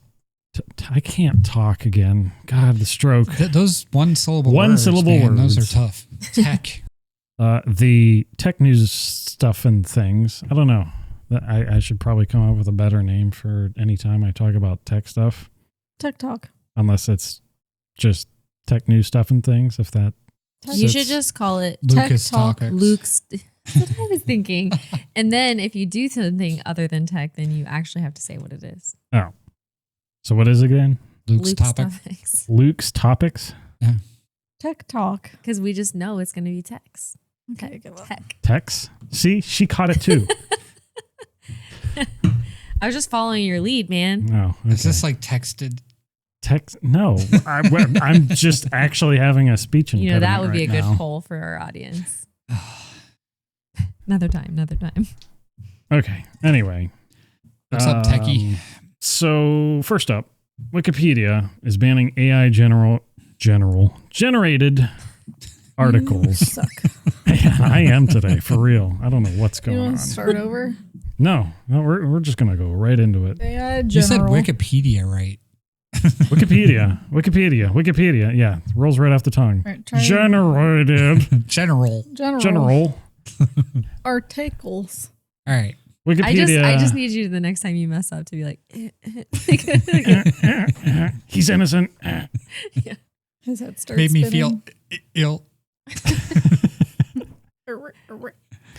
Wikipedia is banning AI generated articles. In case you didn't happen to know already, Wikipedia, it's like the encyclopedia for everyone and anybody can contribute to it. If you didn't know, people could use AI in pretty much anything, and that includes contributing to Wikipedia. So some people at Wikipedia are like, yeah, that's not good because, well, we already talked last week about AI generating stuff in Google's summary that wasn't accurate. So imagine if people generated articles and put them in Wikipedia, a place where people go to rely on information to get facts and things and stuff, and it's all AI generated. So that's not good. So they're trying to rip that out of there. But anybody can go in and edit Wikipedia. So is that really a place you would go to for facts? I only use Urban Dictionary. Yes, but so anybody can edit, but it still has to be moderated. It still has its own checks and I balances. could go create a Luke Wikipedia page and put whatever I want in. Yeah, and somebody would have to check that all out and fact check it. Okay. So I have to say, I actually knew somebody previously that actually was a checker for Wikipedia. And they like had to go on and like look to see. And it wasn't, as far as I know, I shouldn't even speak to it because I don't know that they got really compensated for it. Like this was in addition. A lot of the times it's volunteer work. Yeah. I think it was, which I was surprised by. That he just felt like it was his. It's his mission to have true information in the world. Yeah. Yeah. It's interesting. We can't even get newspapers to do that. Well, that's a different problem. All right. Anyway, go ahead. Well, that's just the gist of it. Like, we want accurate information, and big places like Wikipedia better be the ones that enforce that. Did you say Wikipedia? He did. Okay. I see Matt's face. I was going to let it go. I was just going to laugh in the distance. I wasn't going to say it. I looked at Matt's face and I was like, Wikipedia, the banning AI generated content. Next Wikipedia's. article. it was me or Matt. I didn't hear it. Switch to games. They're soon to cost more for physical versions because things cost more to manufacture compared to the digital. $70 compared to $80. That makes sense. Yeah, it makes sense. Next article. Raising prices for the PlayStation 5 by $100 in April. As of April 2nd, the PS5 Pro will be $900. Wow. Good job, Marcus. You bought a PS5 Pro well before the price went up on it. Good job on Dave that. and Buster's is raising their prices on them too. I sorry. bet. It costs How many even- tickets? It's like up to like 240,000. How many tickets do you have, Matt?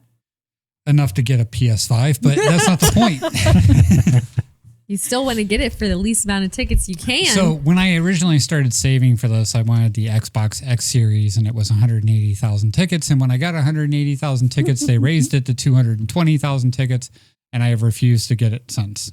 So So what are you saving for now with all of your tickets? The Nothing. PS6 Crack. Pro. For the glory of having so many tickets you don't know what to do with. So when the people that work there look at the amount of tickets I have on my card and go, holy crap, that's what I want. You should There you go. record their reactions. So, Although they like know us there now. Do you know if Dave & Buster's has like stats of who holds the most they tickets? do, and I'm in the top 1% in the country. No big deal.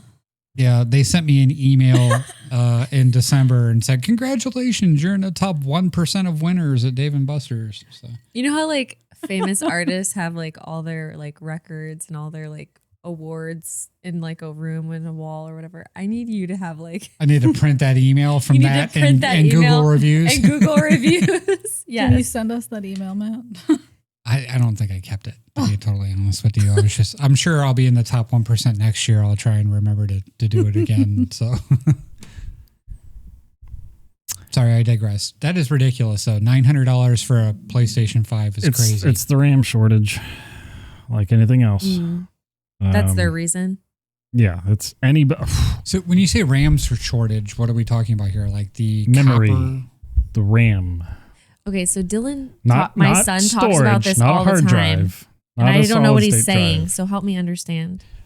Okay, so RAM is random access memory. Yeah. So it's faster temporary storage that any computer uses to store any information or any software or code or anything that it needs to quickly access and execute and go off to the next thing.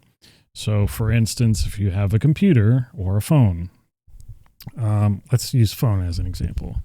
Any of the apps that you're actively using. So it's stored on whatever built-in storage on the phone, but as soon as you open the app, it loads it into RAM. RAM's going to be a much faster storage location for the phone to be able to quickly access all the intricate pieces of the app so that it can deliver all those little pieces of content to you on your screen super fast so that it's a smooth experience, basically. What is the material shortage? So it's not necessarily a material shortage. Component. So it's not that there's a lack of material. Let me try to explain here. And I'll try to be as accurate as possible. Who's hoarding all of the RAMs? The AI companies. Okay. The AI companies. The data centers. The data centers. Data. Aren't they stealing water and stuff too? Yeah. Yes. Drinking They're stealing water. all the animals and all the Gotta be water. specific. Fuckers. So it's a complicated situation. All the RAM companies that manufacture RAM, they're now manufacturing a specific set of memory. It's called HBM, high bandwidth memory. Not really important what kind it is, but basically it's the same kind of RAM that all these AI data centers need for all their machines to work, basically. Who created the RAM? The RAM manufacturers. Couldn't they put a patent to stop AI from using it? No, they're selling it to the No, people. it's- that are- they're there's the selling it. problem. Yeah. Got it. Well, it's a very complicated problem, but basically they're focusing all their attention on that because AI is such a big thing right now. And And they're trying to make money, right? They're trying to make money. Right. The RAM industry has always been kind of like a very low margin type of business because they can manufacture so much of it, and in most cases, unless there's like an explosion at a factory or a flood somewhere that wipes out like a whole manufacturing facility, you generally don't have a storage. But in this case, what it is companies aren't focusing on like consumer product RAM, stuff that goes in phones or personal computers or game consoles in this case. They're more focused on all these AI data centers. They're still making it. They're just not making as much of it because they're like, it's like 99% of their market's here. And we're over here in the 1% with all of our personal stuff that's not making them a bunch of money. So the whole market has shifted. For example, in my computer, I bought 64 gigs of RAM in 2023 for $200, which is a good price at the time. It was a decent price. If you bought that same kit today, it's $900. 200, 900. It's literally quadrupled. That's why people right now, if they want to like buy a computer or they want to build their own computer, they're getting all the components and then they get to RAM and they're like, shit, because that's like completely blown up in terms of price.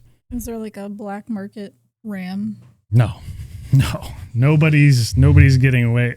The only people that are really going to be able to get a deal is if they happen to work in that industry and they know a guy that, you know. Is there a market, like if somebody wants to open a business, their own business, wouldn't that be like a good thing to get into because it is in kind of high demand? Sure, but they would make more of a profit if they were just manufacturing RAM for all those AI companies. That's what he's saying. There's not a huge amount of profit that you can make off of it. Right. Mm-hmm. So my question is this, okay, how many PS5 Pros are they making? Not very much One for anymore. every Well, no, I mean, kid. even though right now, like the market for that is not huge. Like even at the $600 or $700 price, it's not a huge demand I for can the only PS5. assume So, I mean, if they have, I'm sure they've this mass doesn't produced. affect just the PS5 Pro. This is all. No, of them. I understand, but I'm saying that your example was the jump in price from, I mean, that was what the topic was, wasn't it? Jumps in price by $100 in April. So my whole thing is like the PS7 or PS6 or whatever is going to come out in 2027. Supposedly. Right. So are they really mass producing these to where they needed to raise that price, or are they just raising the price because they can? No, because of the they market? actually need to raise the price because they'd be. But are they still producing that many? Like there's Yeah. not enough PS5s out, PS5 Pros People out are there. still where buying Nintendo Switches. The first one, not the second one. People are still buying PS4s. I think that when they made these, they had enough of a surplus that are out there that where they can supply the market demand for it, and they're not having to keep producing these, especially when they're already producing the PS6. They have to be. They already have to be in process Some degree. of making that. But this has been going on since 2024. The RAM prices have been steadily hiking up and up and up and up and up. So this has been over a year and a half. So yeah, I'm sure at some point they did have a surplus, but at some point they still had to keep making them. Yeah. I don't know. So I think this is price gouging. Price hikes. You could just go out and hike. she really wants to go outside. No movies in the summer. No PlayStation 5s in You the guys summer. can do whatever you want in the summer. We're going Matt's outside. like, I want to be inside in the air conditioning. Right. The sun does stuff to your skin, causes cancer. So does the air. Don't you want to look tanner? I can do that in the privacy of my own home too. Me own My own home. home too. I'm sorry. It's the Irish coming out. Now, In the What are you home. drinking over there? Wikipedia. whatever Luke made, apparently. Yeah. All right. Sorry. Still think it's price I- gouging, but okay, go ahead. I was just really curious about all of the Rams. Yeah. It's, The it's a real ramality. thing. I mean, I my just son coined talks that about term. it all the time, and I'm always like, I don't know what you're saying because I didn't understand the situation really. It's I just- it's market. It's the just- market shift on purpose because Mhm. they're making a profit. Like, so Right. they're controlling this whole thing. They're controlling the shortage. They're controlling where it goes. PlayStation, whether or not you say they don't have supply or they do, Mhm. which I think is bullshit. They have supply. And they're gouging. Like they can Well- because the market went up, the price of RAM went up. They're gouging you because, and like I could see if they said the next gen console was going to be more because of this, because that's what they're producing right now. It will. Most definitely. Yeah, I can understand that, but raising the price of a console that's been out for 2 years is stupid to me. Like, I need you to Well, appreciate and- what I said. You said your articles about all the Rams and stuff, right? The reality, the ramality. But bump. We need do you have a snare? Stop. Why am I the only one who gets sounds? Because you made us stop to point it out. Because you didn't hear me. Ramality? I think it's good, yeah. If you were talking in a serious tech article and you're like, well, the ramality is. If it was natural, and then everybody then would be we like, wouldn't oh, have he's had clearly it not It serious. was, but you didn't hear it. we heard. What it. did you say? Nobody would take me seriously Oh, come on. if I said right. ramality. I mean, Virginia, you say things like, I need Can you do the side eye at the camera? The ramality. The ramality. Virginia, I need you to go home and talk to Dylan. Be like, well, son, the ramality is. see if he catches Yeah. it. We're talking about Thinks it's Dylan. I think Yeah. he will think it's funny. Oh, boy. Okay, whatever. So, So what about the Galaxy S26? wait. I have wait. one other thing to say about this RAM situation here. the ramality, The say it. The ramality of this The is ramifications of the shortage. exactly. So you're like, it's price gouging on the part of the PS5 company, right? Yeah. But it's also price gouging in like the producers of RAM too, right? No, they're No. not charging more for it. Everybody else is saying it's hard to get the RAM, so they're charging They're more definitely for charging more for it. Get rammed. Yeah, like They're isn't charging it, you more to make that RAM rather than the other RAM so that they make a different price margin off of it. I'm just saying because it's in higher demand and there's less supply that they're putting towards it. So are They people willing made the to pay shortage. more? That's the whole thing is these manufacturing companies created the shortage. That's Yeah. price gouging. You shouldn't be allowed to do that. Yeah, that's That's like us saying, like the whole gas thing right now. We have gas here. We have gas. We have oil barrels here. We could open a reserve and keep prices down. We don't even actually get oil from Iran. That's not one of the countries that supplies us with oil. So why is anything going on over there creating a shortage here and making our gas prices go up? This is all just bullshit that somebody out there with money has decided that there's a shortage because I created a shortage and I'm telling you there's a shortage, so now you have to pay more. That's all this is. It's another freaking Scam. fat cat white guy sitting in an office smoking a cigar like, Hey, don't I'm blame going the to charge you to cats. buy bottled water. Don't blame the cats. This is how we This lose is all of our terrible. followers. What's that? This is how we lose all of our followers. Why? Because I think that there's just The rich gas people rant. getting richer. No, the gas rant. I didn't say anything either way about it. I'm just saying there is no shortage. Not to us. Asia and Japan are facing a shortage. We're not. It's like, Anyway. it's like every time we have a flood in Texas, all of a sudden gas prices go up. Matt's gonna get us fucking canceled. Why is that going to get us canceled? I agree with everything you're saying, but nobody wants to hear that, Matt. It's the same thing. I was using it makes as an too much- example no, saying no, it's it the makes- same Well, the thing. ramality is It makes too they're going much. to hear it anyway. It The makes- ramifications of this. It makes too much common sense, and people aren't ready to swallow that. Okay. Well, That's what she said. I completely agree with you, sir. Wikipedia. So All right. ram that. did you get your S26 yet? No, not yet. That one was good. But if you did, there's a good chance that it'll work with Apple's AirDrop, much like the Google Pixel 10. Gross. It's easier to get somebody's digits now. I mean, among other things. Well, no, go ahead. No, I'm not going to talk anymore. I don't want to get us canceled. I'm going to get us canceled. Yeah. You're going to get some sort of pics from that person. Remember, Yeah, even negative pics are- comments are still good comments. Yeah. It's fine. dropping articles about the made up gas shortage and I can airdrop it. Yeah.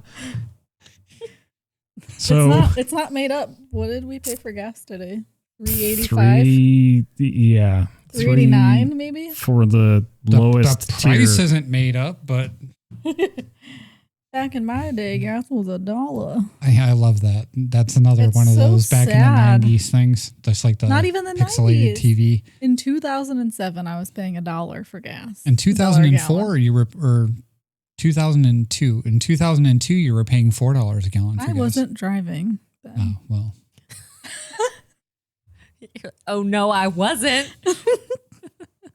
Stop talking about gas before you get us canceled. Hey. So if you didn't hear last year, Pixel phones were suddenly just able to start airdropping to iPhones. And now it seems like Samsung's just hitching along with that little pattern. See, I think it's just kind of weird that they're able to figure out how to make it compatible, and Apple's just kind of like, and doesn't do anything, which is very Apple, or not very unlike Apple, where they're like, hey, you can't do that.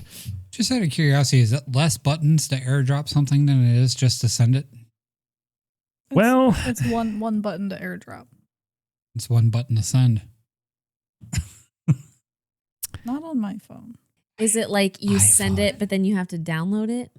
Like certain pictures, like if somebody sends one in a text, it doesn't automatically save to my phone. I have to then say, save to phone. I'm sure you have to save anything that's dropped to your phone. The airdrop automatically. It automatically downloads to your phone? I'm pretty sure, yeah. You don't have to accept it? I'm trying to figure out the benefit of airdrop. I would have to redo it. Well, another thing with airdrop is I can airdrop like from my MacBook X amount of pictures to my iPhone. You can't send them? I mean, I could send them, but it would be like a mass send instead of 1, 2. That's what I'm saying. Or Does 10. it zip it? Does it make it a more condensed file? You're talking to the wrong person. I'm trying to ask the tech guy. I'm not techie. I don't use a Mac. I don't use Apple products. Okay, well, we'll move on. I'm just Sorry. curious what the benefit of airdrop is, or why anybody would care. So, okay, Apple users typically use AirDrop to airdrop whatever to other iPhones. On the Samsung end of things, they would typically use QuickShare. Have you ever used QuickShare? No. I have. Okay. So it's basically a similar concept where you can... Put your phones next to each other. Right. Yeah. And now QuickShare and AirDrop are going to be interchangeable with this update that's going to the Galaxy phones. Starting with the S26 series, not any of the older ones, apparently. I feel like it would be like flipping a switch for making any of the older ones work. That's just my guess. But all that to say, I mean, I'm all for like interconnectivity with other phones, regardless of what kind of phone you have, because at the end of the day, like, let's just be able to send stuff back and forth through each other as long as both people are consenting to send what they want back and forth. It shouldn't matter what phone you're using.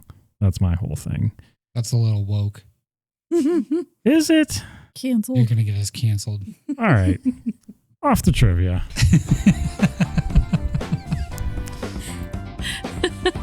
I'm over it. I had a question for Virginia, though, before we go to this. I know he looked at me and I was like, I don't know what he's I don't have a thinking button right now. to play the trivia Backwards. so go ahead. I'll All right, wait. Virginia, who's used QuickShare, Yeah. was that so much more convenient to just selecting the file? No, and I didn't sending think it to- was all that difference. It was just sort of like somebody was like, oh, I'll just quick share it. And I was like, I don't know what that is. And they're like, let me show you. And then they're like, look, you just put your phones together. And I was like, ooh, that was all it was. You were like, ooh, because you touched phones instead of saying You touched tips. from a foot away. yeah, it was just like, Virginia. oh, that's a Oh, thing. it makes it personal. Who did Maybe you that's touch, what it is. Who did you touch tips with? Maybe you feel interconnected remember. to somebody It was a because friend you're of right You don't there. remember? I would assume It was though. so long ago. Ugh. Okay. I remember everybody I touched tips with. You being an Apple user, Hello. how many times have you used the AirDrop feature? Okay, here's the thing though, is I use that a lot from when I take, I mean, I'm probably doing this. There's probably a more efficient way, but from my digital camera, on my MacBook, and then I can airdrop those and they automatically go onto my phone. I think that's automatic because it's all I have of my I think heard Apple that's other just- Apple users. That's your with this. out. That's just your iCloud. Apple iCloud syncing. That has nothing to do with AirDrop. It airdrops from my computer to my phone. It has nothing to do with iCloud. Okay.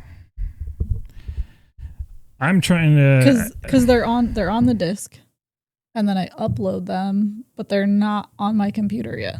Okay. because I just send them straight off to my phone. How? AirDrop.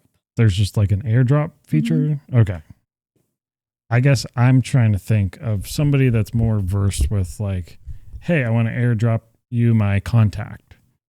So all they do is pull out their phone. They don't even have to look at their phone. They just bonk phones with the next person, and that's all they have to do. Okay, well, that's different. If that works like that, where That's what I'm saying. You don't have to select the feature of what you want to airdrop, and you just touch Right. phones. Like, you have to have that set up though, right? To where, Sure. Probably. Yeah. I mean, because otherwise you could be just walking down the street and actually touch somebody, and they're, oh shit, you've got my contact Yeah, information. that's why Like, you're supposed to turn that feature off or whatever. Right. So you would have to turn that feature on when you want to use it, right? Which would be the same Another thing as- step. I don't know. I'm not a tech person. I'm sorry. I'm a crotchety old man. I'm not Same. saying that I'm against change or anything like that, but I'm just saying, like, I What's don't the understand benefit? the purpose. Yeah. Right. So you can bonk phones with people if Okay. you want to, Yeah, if so- you allow your privacy settings to. Yeah, because I allow mean, that I've been on feature an to airport happen. I've been on an airport. I've been on an airplane, and He somebody is has tried to share the something with the airplane. entire plane. Like, I've actually seen Right. them where they try Yeah. to, like, open them. Like, Ew. what the, yeah, I know, right? Like, Oh. invasion of privacy, airdrop. Gross. Excuse me, Like, Rich. yeah, it's You're like, gonna have to touch tips with me if you want to send me. right. It's something. got to be more personal. You got to come up here and you got to put it in my face, like. But That's really up there, Whoa. you know. Okay, I'm going to try this again. Trivia. fuck you too, Luke. You're a little too racy today. we Whose gotta- question is this? Whatever. It's mine. Okay, ask your stupid ass question. Let's go. All right. So we talked about the PS5, but earlier we talked about DVDs and Blu-rays with our short that had some virality and stuff. So my question is, talking about the PlayStation 3, because the PlayStation 3 was one of the first Blu-ray players out there that people got. What was the US launch price of the 60 gigabyte PlayStation 3 back in 2006? I can give you the multiple choice now, or you can listen for later. Okay, repeat the question and then what's the multiple choice? US launch price of the 60 gigabyte PlayStation 3 back in 2006. I think you should give the answers later. Okay. Do you guys want to fight about it? No. No. Okay. I was just gonna write it down so I didn't forget. Okay. That's okay. PS3, 2006. We'll be right back.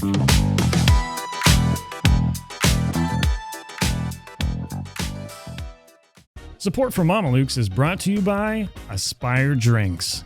Looking for an energy drink that doesn't give you jitters and that inevitable crash? Aspire is redefining energy drinks with a better, healthier way to power your day. Unlike most energy drinks that are loaded with excessive caffeine and sugar, Aspire delivers a gentle, balanced boost with 80 milligrams of natural caffeine, half the caffeine of most leading energy drinks.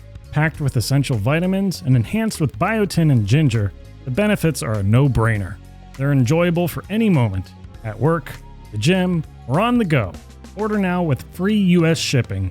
Find them at aspiredrinks.com and use our promo code Mamalukes to get 20% off anything on your order. That's aspiredrinks.com and promo code Mamalukes to get 20% off your order. Welcome back. It's time for Sportsball. All right, around here we like to start with our Cleveland sports. So we'll start with the Cavs today. Mitchell dropped 42 in his return from a black eye versus the Magic. They won that game. The win streak was at 4 as of Tuesday, and then they lost to the Heat on Wednesday, and currently they just beat the Heat tonight. A couple of things stand out. We were just looking at the scores there. Strus had 29 points and led the team. Donovan Mitchell was 1 for 10 and had 6 points in 31 minutes. That's unusual. So I didn't get to watch the game because we were recording this, but we'll have to look back and see the highlights of that one. The Guardians gave up 20 runs to the Mariners last Friday in the preseason, and then they started the season against the Mariners, and it obviously wasn't a representation of what that was going to be like. Because they beat the Mariners yesterday in their season opener, and they are currently up 1-0 against them right now in the second when we looked last. So the game against on Thursday, Jose, they were down 4-3 in the 7th inning with 2 outs and 2 people on, and Jose hit a little blooper that went just over the outfield. He was playing really shallow. It went just over the outfielder's head and turned into a 2-run triple. And they went up 5-4, and then they ended up winning that game 7-4. So 6-4. 6-4. Okay. And you were saying that the Mariners scored all their runs off of home runs. Yeah. Yeah. That's all solo shots. Yeah. So. We did say a few weeks ago it was DeLauder to watch out for. He hit 2 solo bombs last night, and it's 1-0, and that first run was DeLauder home run. So and that swing on that pitch, we were talking about that, man. That is an ugly swing. That out because he's nearly never been healthy in his career. He does hit one in the air to right. Man, This is pretty deep. got some power though. Really at the wall. It is off the top of the wall, and I believe it's gone. It's a home run for Chase DeLauder. After hitting 2 on opening night, he's already hit his 3rd of the season. Yeah, that's good. We need a guy like that. We need somebody to help Jose out. So yeah, Quan has so far been cold, but it's the first 1 or 2 games into the season. We got so much ahead of us. So. There's a lot of baseball. The Browns didn't really do anything this week. The big question is, will they release Watson finally and get out of that contract?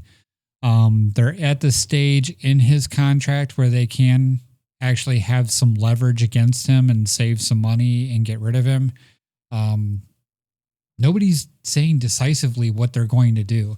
Like the last thing I saw, they were like hoping he was going to be in the back in the mix with the rest of the quarterbacks. And I'm like, get out of this. Like, you know what I mean? It's already known as like one of the top 3 worst decisions in football ever. You know, just suck it up. You failed. Like, I don't know what the owner's thing is with this and keeping him around this long. I really don't know. As soon as I had the opportunity to get out from underneath of this with any kind of money, I would have gotten rid of him. I don't know. He's played 11 games in 5 seasons or 4 seasons or whatever it's been. So That's not great. insane. Yeah, and I mean, he's the wealthiest player in football. He had the largest contract with the most secured money. It's crazy, but the draft is April 23rd. I'm imagining that the rest of the off season is going to be pretty quiet. There's a lot of rumors about them trading Myles Garrett. I don't know if you've seen any of this. For 3 first-round picks. Yeah, they did some things with his contract that actually allows the team that takes him not to have to pay like $70 million over the first 2 years. So there's all these creative accounting things that they do with these contracts. It's actually pretty amazing. But the Browns did something unbrownsy. And actually restructured his contract to where they can get rid of him and get the most draft capital back or a player or whatever and not be on the hook for, $70 million. So the people are saying that the reason they think they're trying to trade him is because the only reason you would take these steps is if you were going to release him. And they just did this contract last year. So it'll be interesting. I mean, and I keep seeing all these articles. Would this team be better with Myles Garrett? He's the defensive player of the year last year. Any team would obviously be better with Myles Garrett, including the Browns. So I don't know. I don't know what's going on there. There's rumors that he's asked to be traded again since they switched coaches and they let their Jim Schwartz go.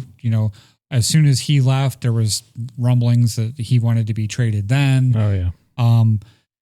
To be honest, like him or Crosby, like I can see giving up 2 first-round picks for either one of those players. They're both like 26, 27 years old. They're both marquee defensive players that disrupt and, you don't know what you're getting out of the draft. Like there's been a couple of people that they showed, even the one defensive end from Ohio State, like had a great camp or whatever they call it, pro day. He had a great pro day and showed out and stuff like that, but you just never know what that's going to translate to in the pros. These two players, whatever production they have is going to translate into pros. So like I could see giving up something for either one of these guys. But yeah, I don't think the Raiders or the Browns are going to give up either one of them without getting the bag. Like they're going to get, some crazy amount of first round picks or a player and first round picks or something for these guys.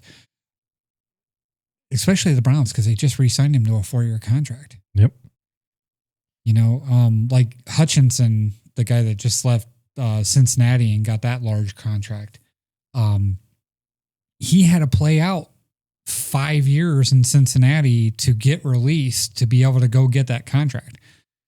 They kept putting in the franchise tag on him, to keep him there, to hold him, and like basically, it sucked for him. Like he didn't have the stats last year that he did the year prior, but it was probably unhappy where he was at and everything. And, he got a lot of money because the franchise tag on the defensive end is quite a bit of money now, but,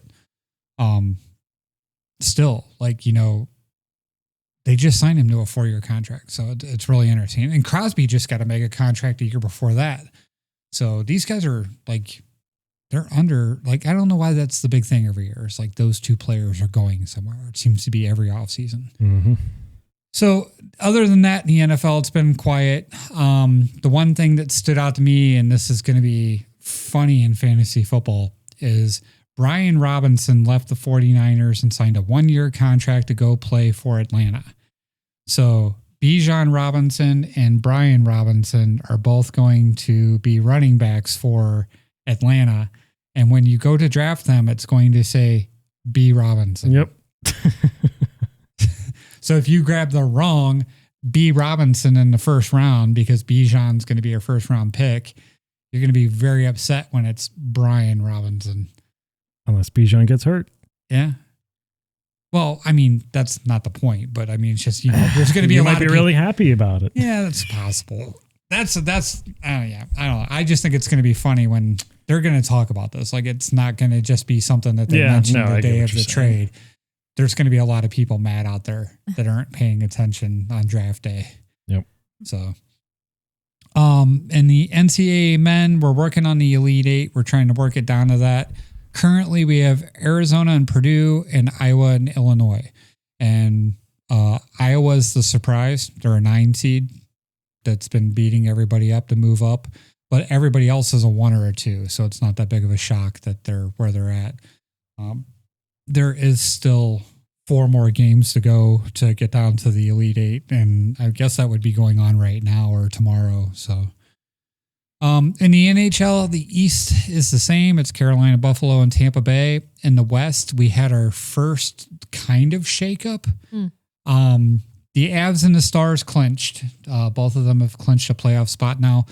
But Anaheim has come out of nowhere. And they've been like a really like a streaky team now. And they've been one of those teams that like it comes down to the last minute of the game. And they are now tied with the Wild for 3rd place in the West. That would be, if they jump them, the first shakeup since the first week of hockey in the standings in the West. So that's kind of cool. And both of them can clinch a playoff spot because the Stars clinched with 93 points and they have 91. So it should be 1 game for either one of them wins and they clinch a playoff spot. So in the NBA, everybody's talking about SGA as the front runner for MVP. We're getting down to the end of the season. Pretty much nobody's really super close to him except for Wemby. So we can look at that as we go. The East standings are the same other than everybody dropped down 1 game away from the Pistons. So Boston's 1 game further back, the Knicks are 1 game further back, and now the Cavs are 8.5 games back from the Pistons. And the Pistons are the first team in the East to clinch a playoff spot. In the West, the Thunder and the Spurs have both clinched. We talked last week and we said the Thunder was the first team, but now the Spurs have also clinched. The Lakers are in 3rd. The Nuggets are now back over the Timberwolves in Houston. They moved back into 4th place. Murray's had a hell of a streak in this little win for them. And what's his name? Joker.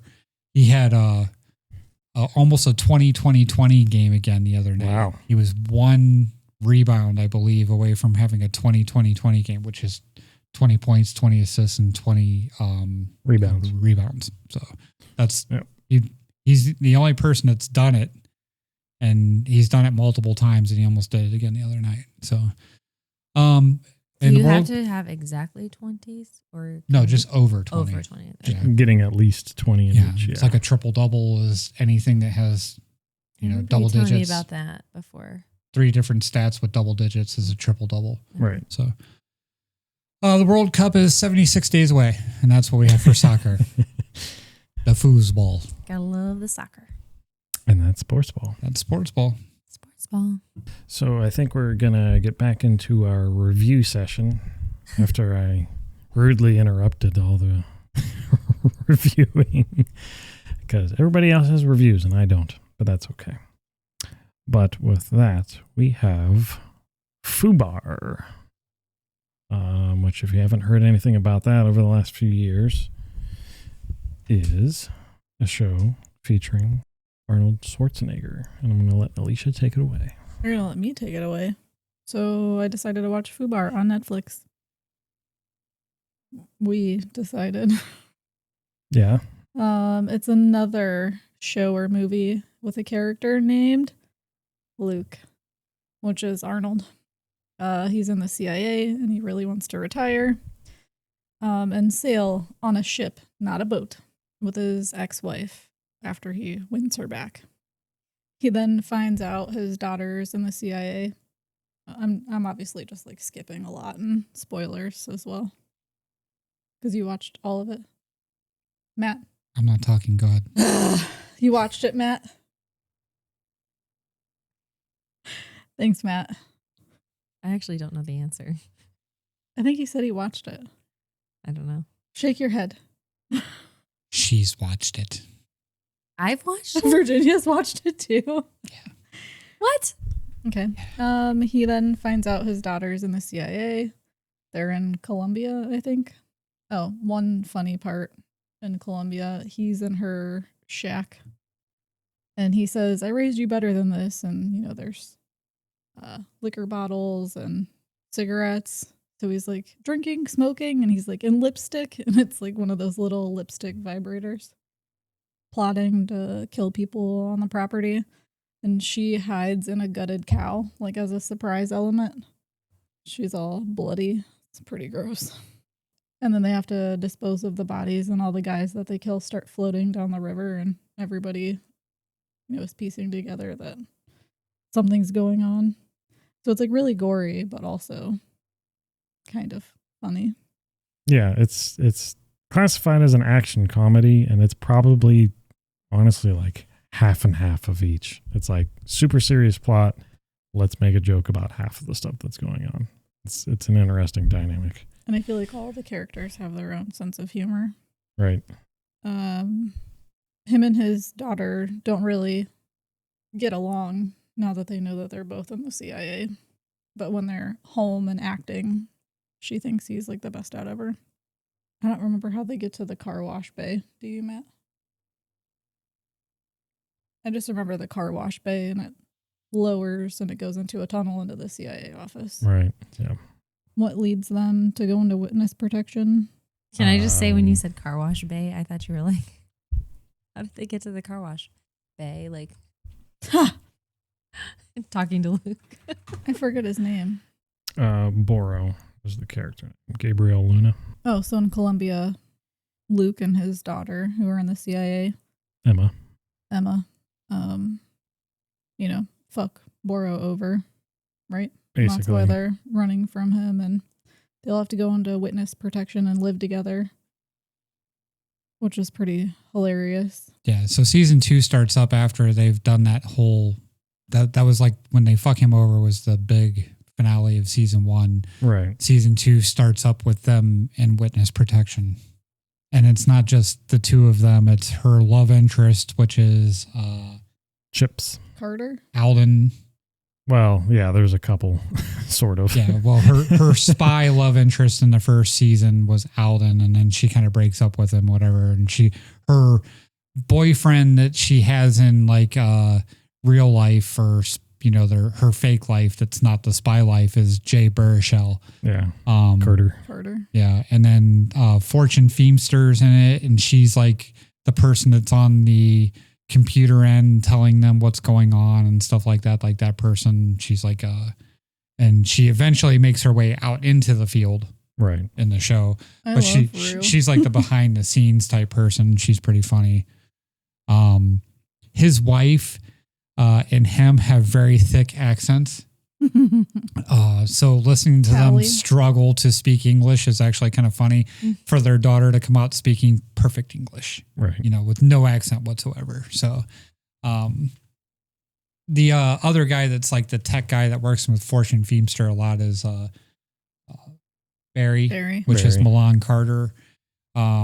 He's pretty funny, and then they all have their little storylines that are going on too. Like he has a love interest that turns out to be a spy, and she's getting information from him that leads into the season 2 thing with Carrie-Anne Moss is like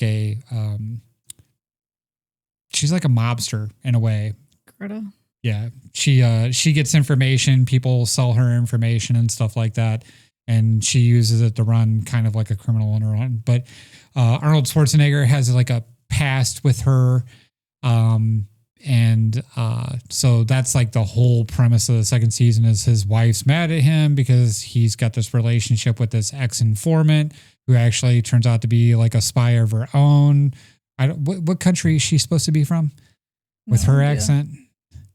She speaks, Carrie-Anne Moss speaks with a really bad accent in the show. And then doesn't she lose it sometimes too? Yeah. Yeah, that's what I mean. Weird. It's just a bad accent. It's like, But Luke and his wife, Tally, it's a fake fight to make Greta believe. Right. They show that at the very end, but the whole season, it seems like she's mad at him. Right. So. Right. And then the daughter's questioning whether or not her dad's actually a good guy or a bad guy because he's got this relationship with her and like, so it's a basic like spy TV show with like a comedy, kind of like when we talked about Chuck, that kind of thing where they're actually doing like missions and stuff like that. And there's like this whole like plot going on that could be like a spy thriller, but it's all just comedic on how they get to point A to point B. But then they go on adventures and like people's lives are actually put in danger. Like, when they were going through the sewer tube or whatever at the refinery or whatever, they got sucked through the tube into a lake. So there is some action to it and stuff like that. It's okay. I mean, I like the part where they're in the witness protection and they all live in the house. So Tally's ex-boyfriend, Donnie, which is the mom's ex-boyfriend, he's living there. And at that point, he's very over the top. Luke had won her back.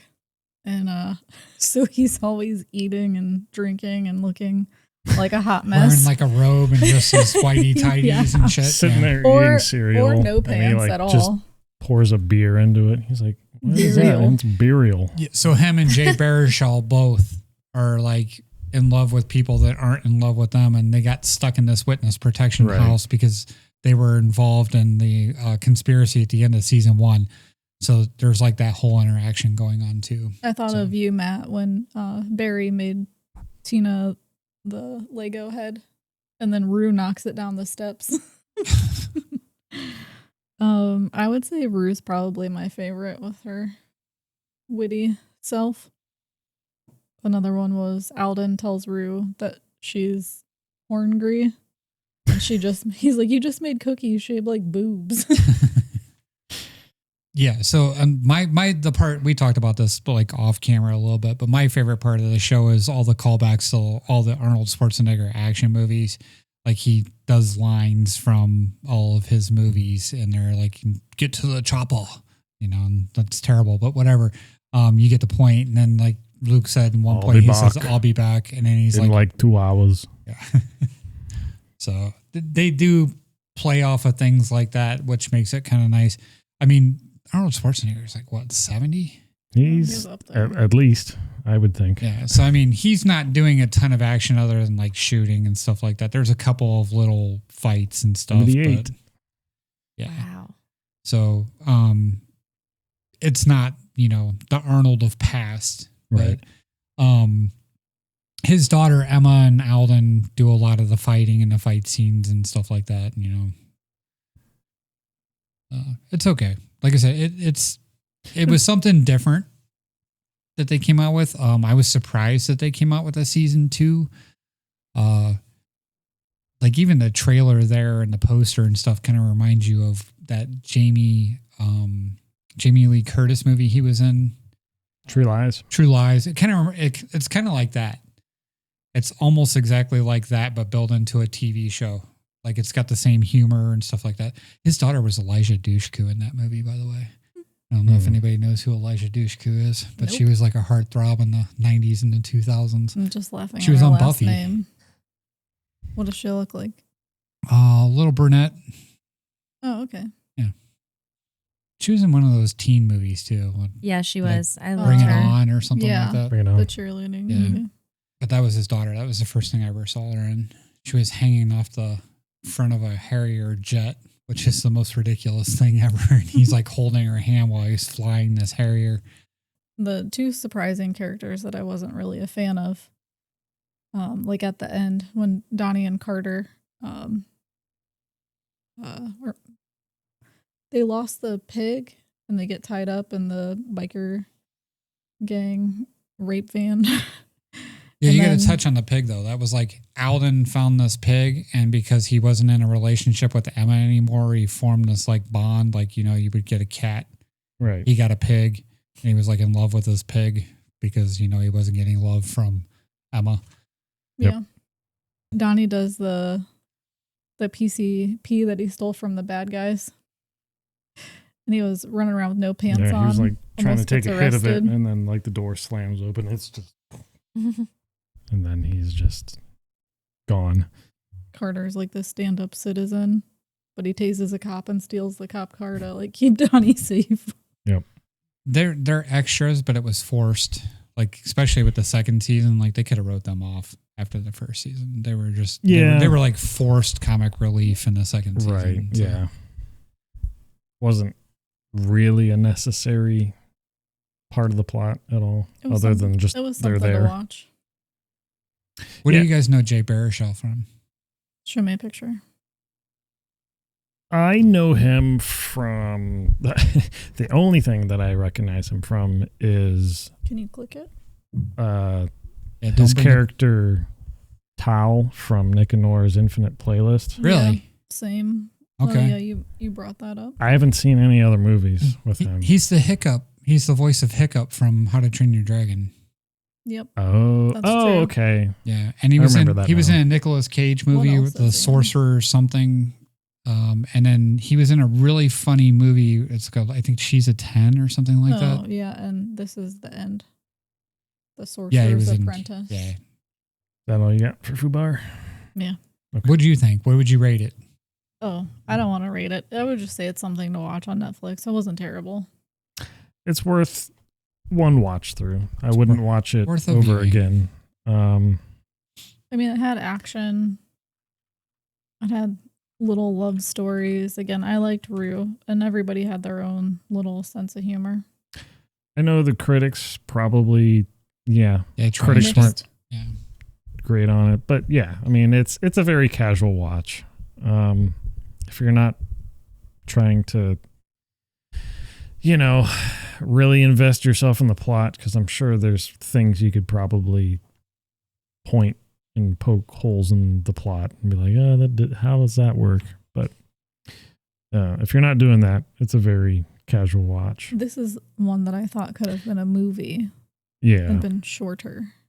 The one thing I did think was kind of off-putting was like their very inconsistent like swearing, but then like not swearing. They're like, oh, that thing's going to fluffing kill us. Like they said fluffing, but then like once scene later, it's just like, fuck you. I'm like, okay. And they actually kind of go back and forth on it. I'm They like, do. I'll give you that. She's got a potty mouth. Like, yeah, maybe that's Emma what does. What it's more. Yeah, I guess Arnold is kind of the one that's like, I just called somebody a potty mouth, and every word out of my mouth is a cuss word in here. So, well, you're describing the character. yeah. But yeah, I guess that's more of what it is. It's him trying to censor himself. It really does have a hell of a cast, though. I mean, like, there's a lot of. On your headstone, Matt was a potty mouth. Do you know what FUBAR stands for? It's actually a military term. I was wondering the whole time you guys were talking about it. It's a military term? Yeah. So when something's messed up, you say. Sorry. So when something's messed up, you say it's FUBAR. Right.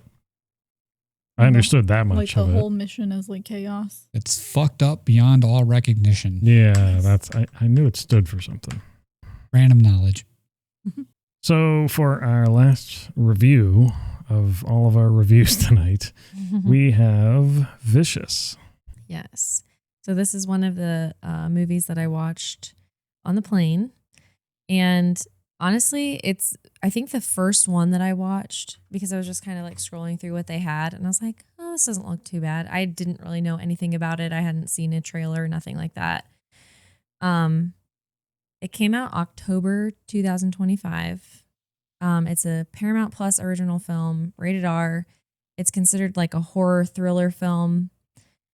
We'll get into Rotten Tomatoes in a little bit. It's like an hour and 45 minutes, directed by Brian Bertino, who is known for The Strangers.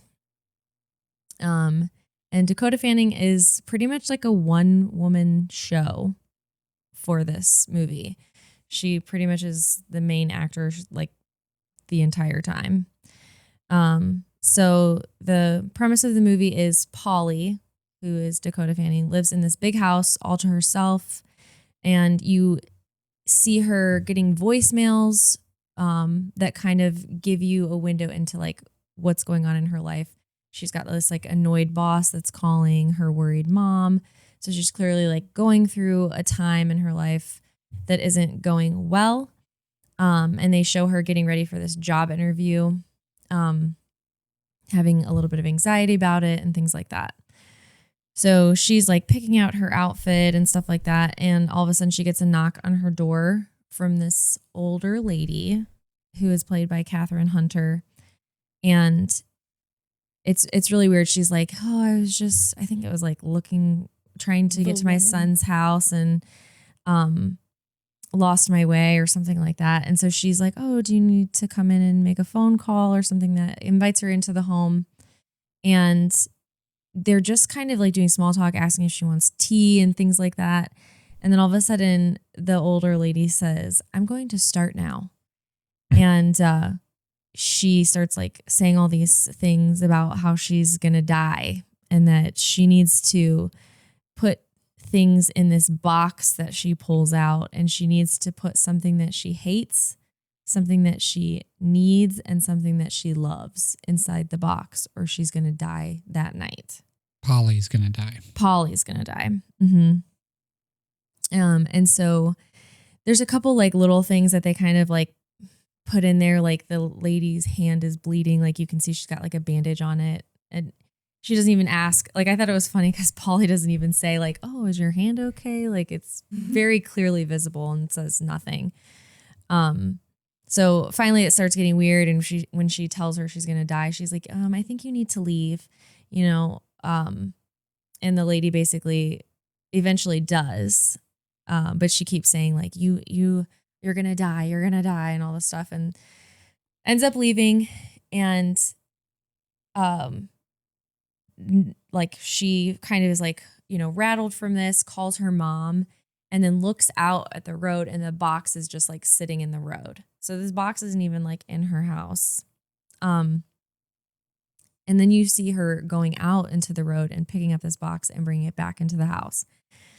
So, and it's really interesting because like there's the box, there's nothing ever written or anything. It's just like the box communicates to her what she's supposed to do through like these like supernatural like voices. Like the phone rings and she answers it, and it's like this raspy voice on the other line telling her what to do or something like that. And there's multiple times where her family members are involved. So she's like on the phone with them and realizes it's not really them, or like she gets a call from her dead dad and stuff like that. And she's like, this isn't really you, you know? So when I was originally like reading this, like what this movie was going to be about, I was like, this has like potential. Like it could be kind of like interesting or whatever.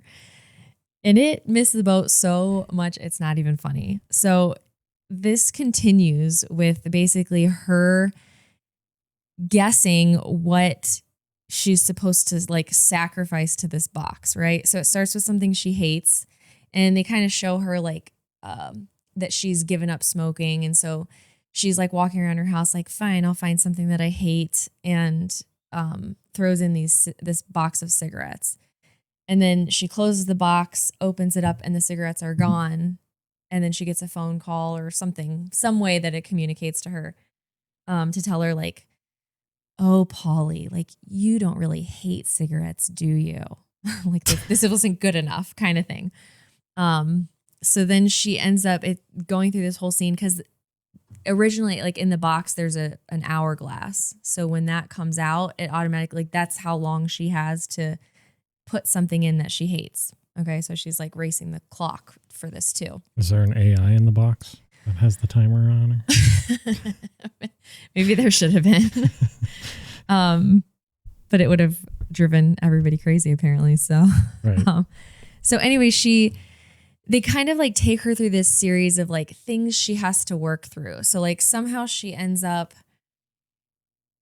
oh, okay, I remember what it is. So she has this episode where she like starts coughing, and she ends up, it's like a really weird looking scene because she ends up coughing up like a key. Then so then she takes this key because she knows what it goes to up to her closet and goes behind her clothes and then opens this box and looks through all these like pictures and stuff and grabs something. And there's all these like, it's like jump scares, but it's also like supposed to be creepy. Like you see this like figure behind her and stuff. It was hard to like watch it and be like, okay, so is this really happening? Is this just in her mind? Is this like, I couldn't figure out what exactly like was going on there. Is it just really this supernatural stuff? I don't know.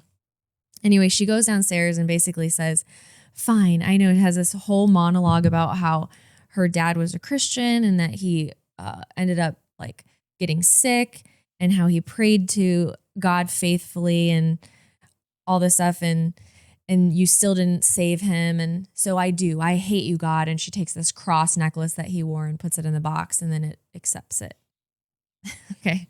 So then it moves on and it's like, now you need to give me something that you need. And this for me is where the movie was like, what is going on here? This is making no sense whatsoever. Like the TV comes on and plays like this video of her when she was a kid. And it's like maybe her parents like doing like, this little piggy went to market. Right. This little piggy went home, blah, blah, blah, whatever. And so she's like, no. And like instantly knows that this box is asking her to cut her toe off. Goes and gets these like shear scissors or whatever you call them. And legitimately just cuts her toe off. Just right then and there. I thought it was something. Her pinky toe. That's the worst one to cut off. Her pinky That's where toe. all your balance comes I thought from. it was something that she needed. Yeah, that's my point. She needs her toes, especially her pinky toe. That's where all your balance is at. It's something like that because I'm like watching this and I'm like, the whole time she's like cutting this off. Like I can't even focus on like, is this scary? Is this a thriller? I'm like, what does that have to do with something she needs? Like that's exactly what I thought the entire time I'm watching this. So she puts the toe in this box. You don't need your toes? Dude. But why would the box, like, that doesn't make any sense. Well, obviously, it asked the other lady for a finger. Give me your little piggy. She doesn't need her toe because she walks around just fine afterwards. Yeah. Well, that's fake because that's where all our balance is. So. Now I hate the movie too. Dude, You would hate it. Trust me. I watched it, but go ahead. Did you I watch think- it? Yeah. I think it would have been a better movie if she only had a certain amount of time to cut that little piggy off. She did. She did. So the timer hourglass, resets. yeah. The hourglass Oh. resets every time. So then she closes the box, opens it up, and the toe's still there, which tells her that, or no, I'm sorry. I said, did the cigarettes still, I don't think disappeared. This when it disappears, that's when it's taking it or something. Yes. So Okay. the cigarettes were still in the box. I messed that part up. The toe was still in the box, which told her like, and She cut she's it off like, for no reason. yes. Oh my God. Yes. So then she's like, I did what you asked. You like showed me this video. This is what you wanted. And I can't remember how it tells her this, but basically it says like, You're an idiot. That's not the one I needed. So then she decides that she has to cut off her finger and does it. I'm like, okay, this makes no sense whatsoever. So The old lady did. yeah, and the old lady, and then again, that's like kind of like what they were showing you is that then, you know, that's why her hand was bandaged and all. So was it her finger? Yes. That It it took her needed? finger. Yeah. So the finger was the one. She closes the box and it accepts it. Okay. Huh. So then she gets this call from her sister that is asking her, like, why did you call me so many times or something like that? And she realizes that now this whatever force is going to go after her sister and her niece, who she really cares about. Okay. And that's, again, the next thing that she needs is what she loves. Well, she loves her niece. Okay. So it goes through this, like, she runs over there and to their house and finds them dead. Okay. They're like dead in their beds. And I don't even know how to describe like how they basically like tell her like, is this what you love kind of thing? And she's like looking at her niece and they have like, I think it's like a knife that's like, take her nose or something weird like that. So she ends up, and there's, again, it's like this like horror like stuff in between, like where they're showing that it's like freaking out or whatever. But she ends up taking That's what's freaking out. like they're trying to freak you out, I guess. Okay. That's what I meant. Okay. But she ends up taking her niece a lock of her hair. And like even the box is like telling her like, is this really what it is? Are you sure? And she's like, I'm sure. And she puts this lock of hair in the box and closes it.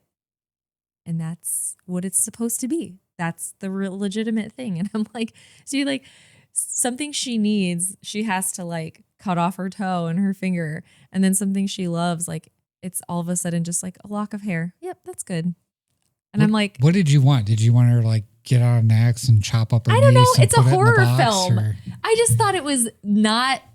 She's already dead. Fucking chop her up. Like, I mean, what- I know, like that's what they were alluding to. Edit. yeah, they were trying. Why? Anyway, What? Can't cut up kids on this show. so they. I didn't say it. Virginia wanted her to do it. I was okay Same. with the hair. Like, You didn't find that odd that no, all these the- other things are like these compared to the great rest of the movie, sacrifices. oh, yeah, the cross that she found in a box was a great sacrifice. Like, But she had to also admit that she hated God. That was like, I don't know. yeah. And she had to go in that creepy closet where some. I don't know. What did you want? What did you want this horror movie to say that she admitted that she loved? I don't know. Something like depraved, or like what were you hoping for? It just, I felt like it didn't match the rest of the movie. Okay. That was my complaint with that part. I don't know It what was I try- expected, It was but I trying also. to trick her. She mutilated herself, and it was trying to get her to mutilate her niece. Yeah, I guess. So either way, she does this. It accepts it, but the sand keeps falling. So meaning like More hair. More hair, please. more, well, it resets. So then she realizes that this is never going to end until she puts this burden like on somebody else, which is what the lady had done to her, right? Mm. So she goes to the next door neighbor, her sister's next door neighbor, Tara, who's played by Devin Nakota. And basically, she goes over to this house and has the exact same like experience, right? She's telling this girl like that you have this now and you're gonna die and all this stuff, and basically like coaxes her into letting her into her house and has the same experience, right? So what does this box look like? it's just a little, like, it's a wooden box. Hmm. It's really not anything special. So anyway, she ends up back at her old, like the house, and walks in thinking like she's successfully gotten rid of this thing or whatever. And then the old lady is there again, holding the box. And she says that the box wants this old lady to kill Polly. And so basically they have this struggle, and Polly ends up killing this old lady. And while this old lady is dying, she says that the box chooses broken people, and the only way to win is to not be afraid of death.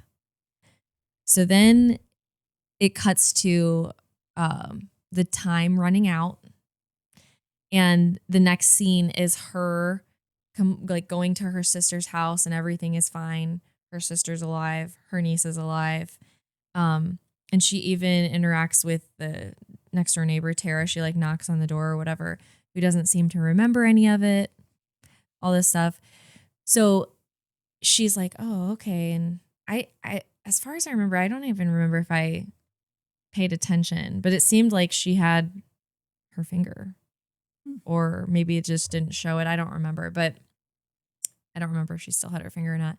So then the last scene of the movie is this Tara girl in her house. And you see that she has cut off her fingers, and that she has been like offering things to the box. On her wall, it says, trust no one. And then it says like, she lies, which is why she kind of was like acting like nothing happened to Polly. And then you can also see like in the background that she like killed her parents. And so now the movie ends, right? That's like that's like the twist at the end. So, I meant to say that I'm spoiling this movie at the beginning. So there you go. My Spoiler bad. alert. Oops. She killed her parents. So at this point, you might want to skip ahead in the podcast. My bad. Rotten Tomatoes gives this, the critics give it a 44%. And the, what's the other one called? Audience. The Popcorn audience meter gives it a 33%. And I find it extremely accurate. So here's the thing I'm going to elaborate on. So for me, it just made no sense. There were too many questions that were left unanswered. Like there were certain scenes where I'm just like, all of a sudden she's like going through this thing and she just starts coughing up a key that she knows what it goes to. Like it was just weird. It was like, why does she need to cut off body parts? Why does that signify something she needs? Is that like, I don't know. So I ended up looking up like, what are you supposed to get out of this movie? And I found a website called Decider, and they explain that there is symbolism behind this movie. And it's supposed to be a metaphor for fear, anxiety, and panic attacks. And so again, when you have like out of control anxiety, if you feed it, it gets worse. If you dump it on other people, it spreads. If you ignore it, it never really goes away, right? So that's what this whole movie is supposed to be about. Okay. It's supposed to talk about like how the box forces Polly to confront these traumas of hers, like her resentment toward God because of her father's death. The phone. So at the end of the movie, there's like, after she goes and sees Tara, the phone rings again, and it's supposed to be like this thing that's signifying like she's going to continue to have a battle with anxiety and all this stuff. And then the director said that Tara represents people that Polly can't help. You know, they have their own battles that they have to go through. And that's just funny that he says she represents that, but she's the cause of all her problems. yeah, right. Like Tara didn't have problems until she gave her the fucking box. That's like, exactly like, right. right. Yes. So long story short, basically, now that I know you've watched this, I didn't realize you had seen it, but I'm curious what your take on it is. I was like, wow, I didn't get any of that symbolism from watching this whatsoever. And I don't know if I'm just not like artsy enough to grasp it, but I mean, a lot of people also agreed that this was not a great movie. I just was like, after I watched it, I'm like, what did I just watch? Like, what was that supposed to be? And I don't know. What was your thoughts? So starting back in the early 2000s to now, every few years, there's a horror movie that comes out that's based around a box. Mm-hmm. And there's different things. Like there's a demon contained inside the box. There's a box that grants you money, but it kills somebody. There's a box that grants you wishes, but each wish you make has demonic choices toward, something going on in your life. There's all these weird horror movies based around boxes. Are they decent? Better than this one? The box was interesting, and there's been a ton of like funny stuff that's come from that too. That's the one where if you get the box, if you push the button, it kills people. Mm-hmm. Because there's like memes and stuff out there. I don't know if you guys have ever seen this, where somebody's given a box. They're like, I'll give you this box. It gives you $100,000, but it takes a year off of your life every time you press the button. And I've seen that. Just keeps hitting the button. He's like, no. He was like, you're gonna lose a year of your life. And he's like, I know. Come on. And he just keeps pushing the button. But no, I mean, so like to me, this was just another one of those like along that same line.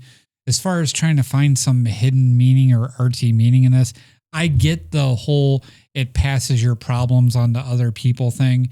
And I get the whole psychology of it was supposed to make you face things that were, like give it to somebody that's broken. So it made you face things about yourself. Did it get to that? No. Like you said, I think it failed in the premise of trying to get people to, face those things. Like the whole thing about, like her dad's, she hated God because her dad died and he prayed to God. It's like, okay.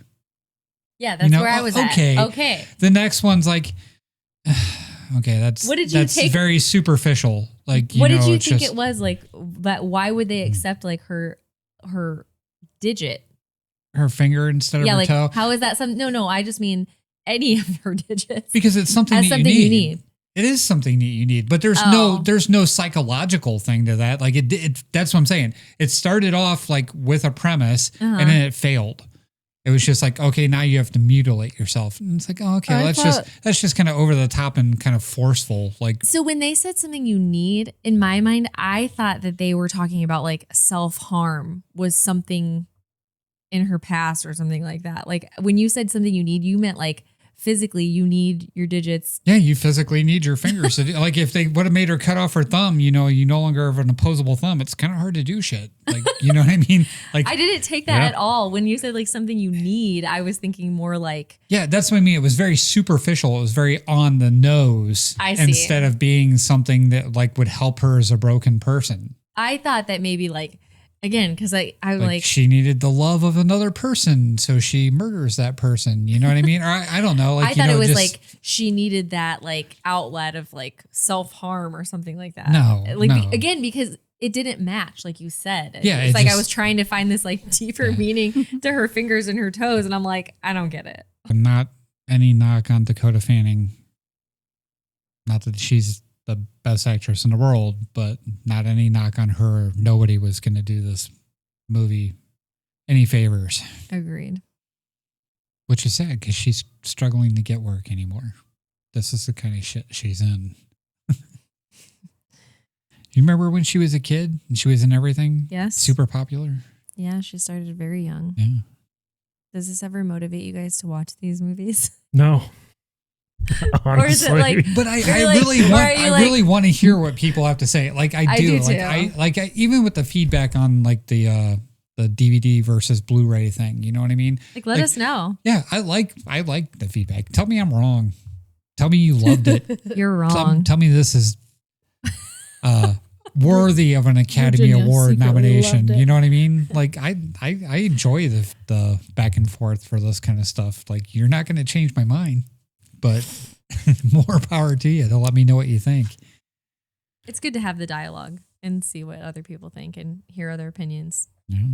Missed opportunity, but the guy who wrote it could have had her put her teeth in the box. Because, fun fact, don't know if you know this about her, but they pulled her teeth as a child. Really? Yeah. Well, maybe So that's my trivia. several- Shh. Is it? No, it's not. Several of them. Because allegedly, She was de-teethed. yeah, de-teethed. Sounds like a trivia question. Is it time for trivia? Okay, trivia.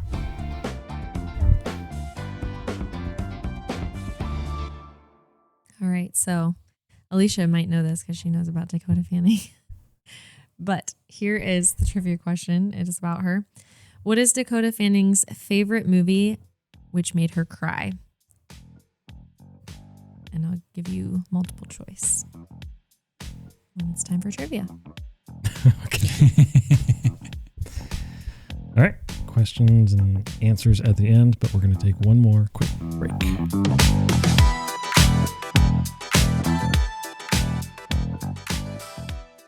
This episode of Mamalukes is brought to you by Wave Dash Radio. If you're into video game or anime music, you should get tuned in. Whether you prefer the classics of Mario and Sonic, modern tracks of Halo or Kingdom Hearts, or the soundtracks of Full Metal Alchemist, Attack on Titan, and My Hero Academia, we've got a station for you. Featuring 4 separate stations, each with a curated playlist, you're sure to find something to jam out to. And the best part? You can listen for free. No strings attached, no asterisks. Just visit wave-radio.com to get started.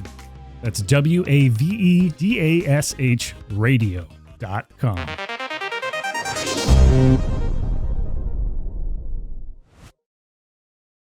Welcome back.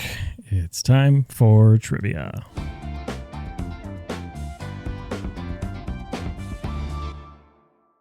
All right, question number 1. What was the US launch price of the 60 gigabyte PlayStation 3 back in 2006? And your options are A, $399 US dollars, B, $499, C, $599, or D, $699.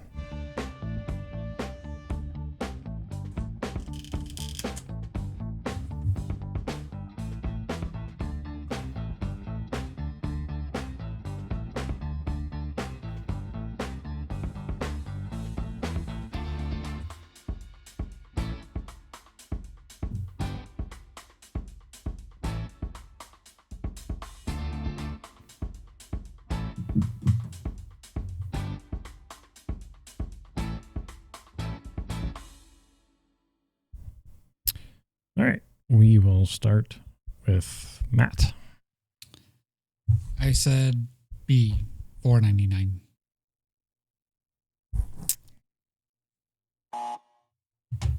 Not quite.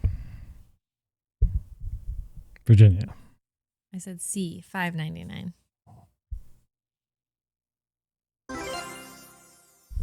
Quite. But for the record, before you gave the multiple choice, I was guessing 500.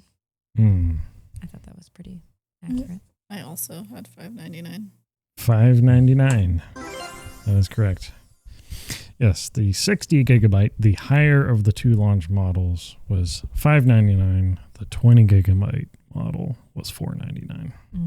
So that was 2006, you said? Yes. I would not have paid $600 for a video game system in 2006. Well, that was the launch price. And most of the time, well, that was like, before that, I think the PS2 was like $400 at most at launch. That was like the slim.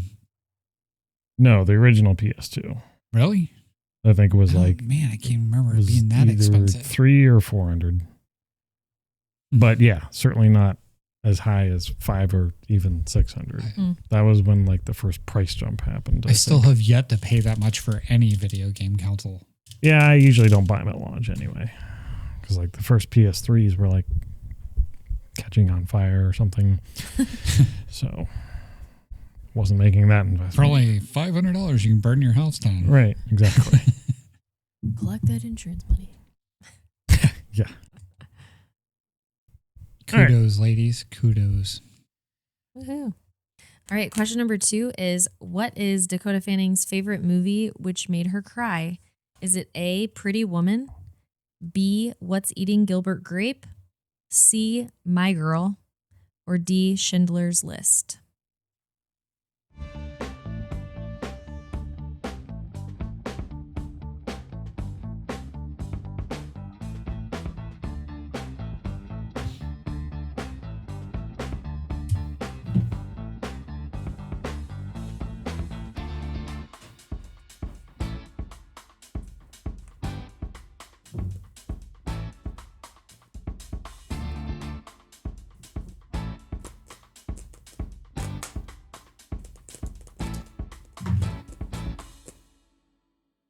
All right. Matt, let's start with you again. What the fuck? All right, I put C, My Girl, because I don't see her being a Schindler's List fan, and the other two shouldn't make you cry. Okay, that is incorrect. Oh man, Matt. Alysha, we'll go with you next. I also had C. Also incorrect. All right. I was betting on Schindler's List. Also incorrect. Was it Pretty Woman? It was not. It was B, What's Eating Gilbert Grape. Oh, that's right. Doesn't he die? Yeah, but it's not really like, I don't know. Well, I didn't know that ahead of time, but now we all know. Huh. What, that was her favorite movie? Yeah, Or- that was her favorite Yeah. movie. That's a really odd trivia know. question. You're Yeah. really reaching on that. That's almost as bad as the James Vanderbeek one, but at least that rolled back into the series where they Hey. talked about it and we might have had something to know, some knowledge. This was just like way off. What should I have asked? I don't know. Well, the movie was pretty bad, and the only pretty much actress in it was Okay, so did Dakota you guys Fanning. cry at the end of any of those 4 movies? No? Not even Schindler's I think List? I'm I think not a My movie Girl I crier. did. I'm not either. But I'm not a movie crier, but the only movie that I've cried to was, I think because I was younger and hormonal, was The Notebook. yeah. I went to see it at the Linda. No, I have no idea why. Okay. I wouldn't cry about it if I watched it today. Schindler's List? Nobody really? That got the feels. I'm trying to think. I think I did for that one, and maybe My Girl. Sometimes it's like I get choked up. It's not like a legitimate cry. Let me know if you cried at The Notebook as well. Did not. That one. That was a choked up one. Did not even Yeah. get choked up. I was like, this is fucking dumb. I'm glad you both died. I Who, apparently me? only cried at documentaries for Stranger Things season 5. So the Well, okay. I will say the writer of The Notebook wrote a book about his memoir, and I really enjoyed that book What was the name of more the so book? than The Notebook. It was Googler. Real quick before I get cut off. Claire's a movie crier. Oh. And sometimes watching her cry makes me want to cry. so it's not the actual movie; it's Claire. Yeah, I mean, she really, Feels when it. she starts bawling and like curls up on my arm and just like puts her head down and starts crying, it makes me want to cry. But so Gamora's death in Infinity War, she cried for that. Are you getting teary right now? Yeah, thinking of Claire crying, it makes me want to cry.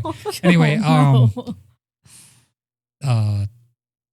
the family plan, she cried Rental- like 3 the rental the family. rental family. She could family plan. Was it the Mark Wahlberg one? That one's terrible. Anyway, I was just thinking about like Verizon or T-Mobile. Let's wrap this bad boy up. And that's all. Subscribe if you haven't already. You can find us on YouTube and Facebook and Instagram and Threads and TikTok. How about that? The list of podcast streaming things that you put it on is actually impressive. Like if you go to Mamalukes. Mamalukes.net? Yeah, Mamalukes.net. I actually had to search podcast to get it to bring up, but yeah, you might have to. It is impressive, the list of streaming platforms that we are on. Like there is zero excuse not to listen because it's available a lot of places. So it's everywhere. And that's not including all the audio only platforms, of course. If you listen to podcasts, you know where those are all at.